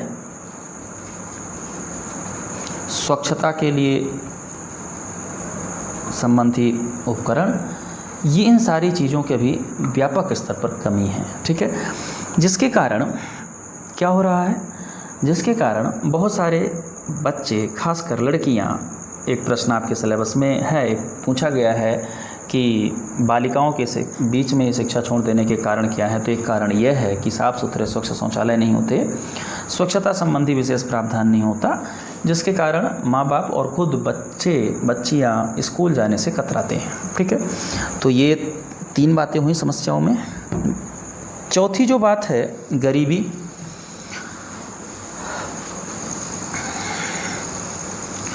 भारत की 30-40% जो गरीब जनता है, गरीबी वो स्कूलों तक अपने बच्चों को नहीं पहुंचा पाते हैं। ठीक है, तो गरीबी के उन्मूलन के लिए मिड डे मील योजना तो लाई गई, गरीबी उन्मूलन के लिए नहीं, मतलब शिक्षा और गरीबी के बीच समन्वय स्थापित करने के लिए एक स्कीम मिड डे मील योजना, गणवेश वितरण योजना, मतलब ड्रेस दिया जाए बच्चों को, निःशुल्क किताबें दिया जाए, निःशुल्क शिक्षा दिया जाए। इन तमाम बातों के बावजूद भी अभी भी 29% बच्चे ऐसे हैं भारत में जो 5वीं स्तर की पढ़ाई गरीबी के कारण छोड़ देते हैं। मतलब ये बच्चे 29% मज़दूरों के हैं जो 5th लेवल तक पहुँचते पहुँचते स्कूल छोड़ देते हैं। तो ये समस्या है। ठीक है, अगली समस्या है, हमारे पास प्रशिक्षण की पर्याप्त सुविधा नहीं है, इंफ्रास्ट्रक्चर नहीं है, और जिसके कारण हम योग शिक्षक नहीं रख पा रहे हैं। योग शिक्षकों की भारी कमी है। ठीक है, योग शिक्षकों की कमी है। इसके चलते ये समस्या जो है तो गाँवों में और गहरी हो जाती है, क्योंकि योग शिक्षक गाँवों में जाना नहीं चाहते हैं। गाँवों में ये समस्या और गहरी हो जाती है। गाँवों के शिक्षक जो है तो उनको उचित प्रशिक्षण नहीं दिया गया। कुछ तो बहुत पुराने शिक्षक हैं जो बिना परीक्षा के आए हुए हैं, तो कहीं ना कहीं योग्यता की कमी हो जाती है, जिसके चलते गांव में शिक्षा व्यवस्था थोड़ा सा शहरों की अपेक्षा कमज़ोर हो जाती है। इसमें शिक्षकों का गैर जिम्मेदाराना व्यवहार भी शामिल है, जो रिस्पॉन्सिबिलिटी नहीं लेते, शिक्षकों का गैर जिम्मेदाराना व्यवहार। ठीक है, समर्पण भाव नहीं है, चला रहे हैं, बस चला रहे हैं, क्यों चला रहे हैं ये उनको पता नहीं, डेडिकेशन नहीं है। ठीक है, और शिक्षक जो हैं तो कुल मिलाकर के उदासीन बने हैं। तो शिक्षकों की उदासीनता भी एक बड़ी गहरी समस्या है। मुझे लगता है स्कूल सिस्टम में एक सबसे बड़ी समस्या शिक्षकों की उदासीनता, समर्पण का भाव न होना और गैर जिम्मेदाराना व्यवहार है, जिससे शिक्षा व्यवस्था अच्छी नहीं हो पाती है। ठीक है, तमाम समस्याओं के साथ साथ ये एक समस्या है। एक आंकड़े के हिसाब से, आंकड़ा annual status of education report नाम से एक आंकड़ा है, annual status of educational report नाम के एक आंकड़े के अनुसार ग्रामीण क्षेत्रों में सरकार के निवेश का कोई परिणाम नहीं नज़र आ रहा है। तो annual status of education report के अनुसार सरकार जो ग्रामीण क्षेत्रों में निवेश कर रही है वहाँ ज़्यादा कोई परिणाम नज़र नहीं आ रहा है। ठीक है, ये एक समस्या है उसी से रिलेटेड कि शिक्षक उदासीन है या गांव में योग्य शिक्षक नहीं पहुंच पा रहे हैं। ठीक है, अगली जो समस्या है कि अभी भी अनिवार्य सार्वभौमिक शिक्षा करने के बाद भी हम 100% प्रवेश या नामांकन पर नहीं पहुंच पाए हैं, 100% नामांकन पर नहीं पहुंच पाए हैं। ठीक है, तो ये कुछ समस्या थी प्राइमरी स्कूल की। माध्यमिक स्कूल की समस्याओं पर कुछ अलग समस्याएं हैं। माध्यमिक स्कूल की समस्याओं में शिक्षक की कमी एक तो ये समस्या है ही है। बहुत सारे शिक्षक संविदा बेस पे पढ़ाते हैं, कॉन्ट्रैक्ट बेस पे पढ़ाते हैं, ये एक ठीक है। दूसरा, यहाँ पे आवश्यक सामग्रियों का अभाव है, खेल कूद की सामग्री, विज्ञान की प्रयोगशाला की सामग्री, इन सारी सामग्रियों का अभाव है। यहाँ जो 60% बच्चे ही हैं जो माध्यमिक शिक्षा के बाद 12वीं तक पहुंच पाते हैं। तो निश्चित रूप से यहाँ पे भी एक समस्या, भारी समस्या है कि 40% बच्चे अगर स्कूल छोड़ देते हैं। ठीक है, एक प्रवृत्ति यहाँ पे लैंगिक दुराचार या लैंगिक दुराचार की भी हो जाती है। जब बच्चे 8वीं तक पहुँचते हैं तो कन्याओं के को सुरक्षा न मिलने के कारण स्कूल छोड़ने की जो दर है वो यहाँ पे बढ़ जाती है। रिजल्ट अच्छा न होने के कारण आत्महत्या जैसी प्रवृत्ति भी माध्यमिक शिक्षा स्कूल की बच्चों में आत्महत्या की जो प्रवृत्ति है वो भी एक समस्या है, जिसको खराब रिजल्ट या खराब परिणाम के कारण के भय के कारण बच्चे ऐसा करने पर मजबूर होते हैं। ठीक है, ये थी सरकार की कुछ उपलब्धियाँ। समस्याएं, कुछ समस्याएं थी। इसी से संबंधित एक आंकड़ा ये भी समझ लीजिए कि स्कूल में पढ़ने वाले 9 में से केवल 1 विद्यार्थी ही कॉलेज तक पहुंच पाते हैं। ये गंभीर स्थिति है कि 12वीं तक पढ़ने वाले बच्चे में से केवल 9 बच्चों में से 1 विद्यार्थी ही कहाँ तक पहुँच पाता है, आपका कॉलेज लेवल तक, महाविद्यालय लेवल की शिक्षा प्राप्त कर पाता है। लगभग 11% दर है ये। इसका मतलब बीच का 89% विद्यार्थी हमारा 12वीं के बाद स्कूल मतलब शिक्षा त्याग देता है और वो उच्च शिक्षा तक नहीं पहुंच पाता है। तो ये एक समस्या है। इन समस्याओं को दूर करने, अच्छा एक समस्या जो है दूर करने पर आते हैं, लेकिन एक गंभीर समस्या है, उस समस्या पर भी बात कर लेते हैं जिससे प्रश्न पूछा जा चुका है। समस्या ये है, प्रश्न पूछा है बालिकाओं के, इसी से जुड़ा हुआ है, इसलिए चर्चा कर ली जाए। यहाँ पे बालिकाओं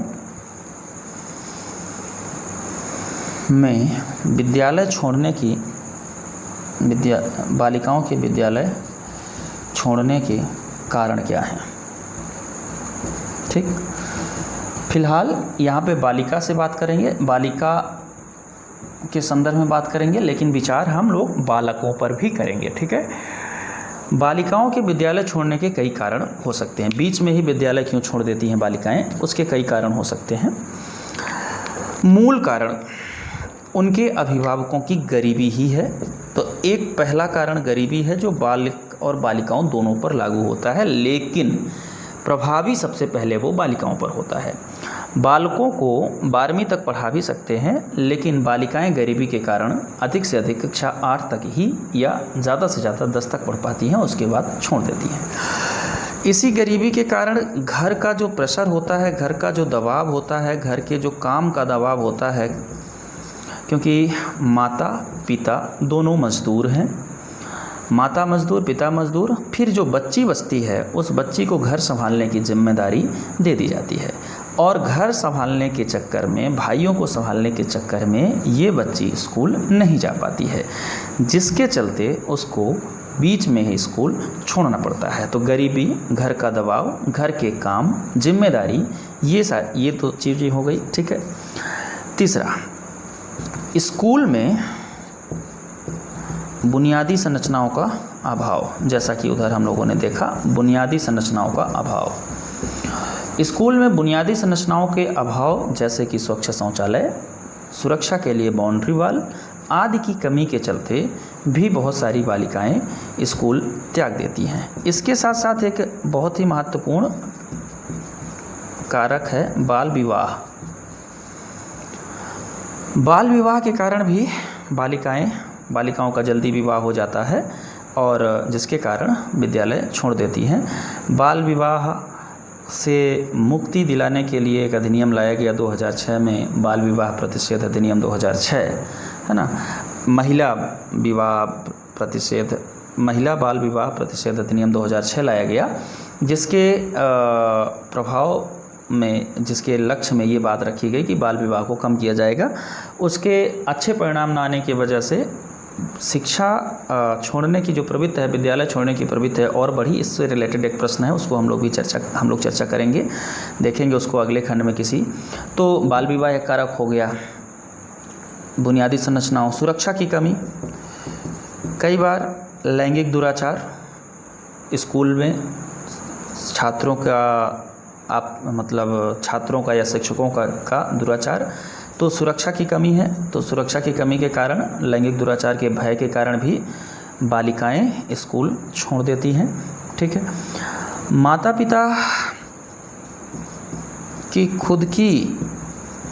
पिता या अभिभावकों की जो भेदभाव की प्रवृत्ति है कि बालकों को, बच्चों को, लड़कों को पढ़ाएंगे और लड़कियों को नहीं पढ़ाएंगे, वो भी इसका एक कारण है। विभेदक प्रवृत्ति कह सकते हैं, माता पिता की लिंगगत विभेदक प्रवृत्ति। ठीक है, स्कूलों में महिला शिक्षकों की कमी, महिला शिक्षिकाओं की कमी, ये भी एक कारण हो सकता है। कारण है कि स्कूलों में महिला शिक्षिकाओं की कमी होती है, जिसके कारण स्कूल में रुकने ठहरने में बालिकाएं हेजिटेट होती हैं। अपनी समस्याएं वो मेल शिक्षकों को नहीं बता पाती हैं, जिसके कारण स्कूल के प्रति उनकी जो इच्छा है वो कम होती जाती है। ठीक है, ये समस्याएं हैं। इन समस्याओं को दूर करने के उपाय को भी हम लोग पढ़ते हैं, उस पर विचार करते हैं। यदि ठीक इसी समस्या की बात कर ली जाए, दो प्रकार की बात हो जाएंगी। एक तो स्कूल शिक्षा से रिलेटेड जो समस्याएं हैं उनको सुधारने के तरीके, दूसरा ये जो बालक बालिकाएं हैं। अच्छा, इसमें एक खंड ये है बालक क्यों स्कूल छोड़ देते हैं, इसकी भी हम लोग चर्चा कर लेते हैं, फिर आते हैं समस्याओं के समाधान पर। बालकों की स्कूल छोड़ने में गरीबी, अभिभावकों की बेरोजगारी एक तो कारक है। दूसरा, इनका जो पिता के साथ या माता के साथ जो व्यवसाय है, जो मजदूरी है, उसमें संलग्न होना, ठीक है। कम उम्र में ही पैसे के अभाव के चलते रोजगार के प्रति उन्मुख हो जाना, परिवार की जिम्मेदारी आ जाना, बाल विवाह हो जाना, इनका भी, ठीक है, ये बालकों के स्कूल छोड़ने के कारण हो सकते हैं। बाकी इनके लिए भी बुनियादी संरचना, शौचालय आदि की बातें लागू होती हैं, ठीक है। तो ये बात आप करेंगे। अब हम लोग आते हैं कि स्कूल से रिलेटेड जो समस्याएं हैं, उन समस्याओं को दूर करने के क्या सुझाव हैं, समस्याओं का निदान कैसे करेंगे, समस्याओं को दूर करने के जो सुझाव हैं वो कौन कौन से हैं।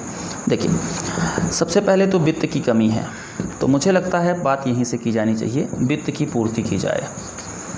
शिक्षा बजट भारत का 3% है, एजुकेशन बजट जो है भारत का वो 3% है। भारत के मुकाबले यदि नेपाल का देखा जाए तो 5% है, चाइना का 4% है ना, यूएसए वगैरह का 5% है, ज़्यादा है।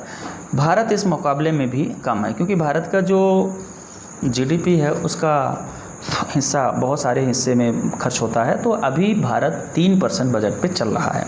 विकासशील देश चीन की अपेक्षा कम, ठीक है, कई देशों की अपेक्षा थोड़ा ज़्यादा है, पाकिस्तान की अपेक्षा ज़्यादा है। तो शिक्षा बजट को थोड़ा बढ़ाया जाना चाहिए, जिससे शिक्षा में और अधिक निवेश किया जा सके, ठीक है। दूसरा, शिक्षा में योग्य शिक्षकों की जो कमी है उसको पूरा करने के लिए बढ़िया प्रशिक्षण कार्यक्रम, मजबूत प्रशिक्षण कार्यक्रम, दक्षता उन्नयन कार्यक्रम जैसे कार्यक्रमों को निश्चित रूप से शिक्षकों तक ले जाना चाहिए। शिक्षकों की नियुक्ति गुणवत्तापूर्ण होनी चाहिए, गुणवत्तापूर्ण शिक्षकों की नियुक्ति होनी चाहिए। एक ऐसी परीक्षा प्रणाली जिससे अच्छे शिक्षक आ सकें, ठीक है ना। शिक्षक अच्छे लोग या योग्य शिक्षक या योग्य व्यक्तियों की शिक्षा के प्रति जो अरुचि है उसके समाधान के लिए भी बहुत सारे विचार किए जाने चाहिए, ठीक है। और जो ग्रामीण शिक्षा है उसको थोड़ा दुरुस्त करना चाहिए और अच्छे से दुरुस्त करना चाहिए। ग्रामीण शिक्षा को दुरुस्त करने के लिए जो हमारी शिक्षण प्रणाली में जो शिक्षक हैं उनको थोड़ा आधुनिकता से युक्त बनाना पड़ेगा, उनका डिजिटलाइजेशन करना पड़ेगा, पूरे शिक्षा का डिजिटलाइजेशन करना पड़ेगा, ऑनलाइन शिक्षा का भी है ना, डिजिटल शिक्षा, ऑनलाइन शिक्षा को भी थोड़ा सा बढ़ाना पड़ेगा। शिक्षकों की कमी को भी ऑनलाइन शिक्षण से दूर किया जा सकता है। एक साथ एक शिक्षक कई जगह पे उपस्थित होकर पढ़ा सकता है, ये प्रयोग भी किया जाना चाहिए, ठीक है। इसके साथ साथ जो बालिकाओं की शाला त्यागने वाली प्रवृत्ति है, शाला छोड़ने वाली प्रवृत्ति है, तो बालिकाओं को शिक्षा में शामिल करने के लिए एक बात वहाँ से हम लोग उठाएंगे कि जो 16% का गैप अभी भी है, जेंडर गैप, उसको कम करने के लिए बालिकाओं की शिक्षा जो छोड़ देती हैं शिक्षा, उनके लिए हमें बुनियादी संरचना उपलब्ध कराना चाहिए। बुनियादी संरचना, साफ़ सुथरे स्कूल, साफ़ सुथरे विद्यालय प्रांगण, बाउंड्री सुरक्षा के लिए शौचालय, महिला शिक्षा, ये सारी चीज़ें उपलब्ध कराई जानी चाहिए, ठीक है। एक बात और जो ध्यान में रखा जाना चाहिए, निश्चित रूप से गरीबी और बेरोजगारी का सीधा असर शिक्षा पर पड़ता है।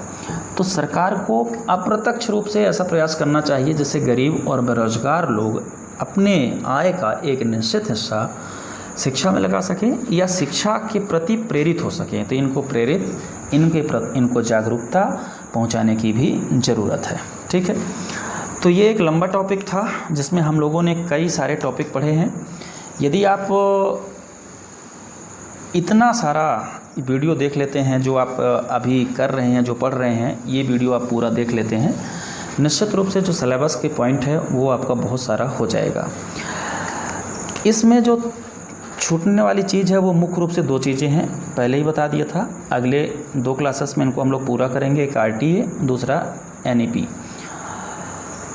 तो न्यू एजुकेशन पॉलिसी। ये 2 चीज़ें हम लोग एक अलग वीडियो में पूरा करेंगे। आज के लिए इतना ही। पूरा वीडियो ध्यान से देखिए और नोट से बनाइए। निश्चित रूप से ये टॉपिक थोड़ा सा जटिल है, मैटर की उपलब्धता भी इसमें कम है, तो काफ़ी मेहनत करके ये मैटर आपको एकत्रित एक जगह पे दिया जा रहा है। पूरा देखिए, अच्छे से देखिए और यदि पसंद आता है तो इसे अपने दोस्तों तक पहुंचाइए। हमारे YouTube चैनल को सब्सक्राइब कीजिए, लाइक कीजिए। धन्यवाद।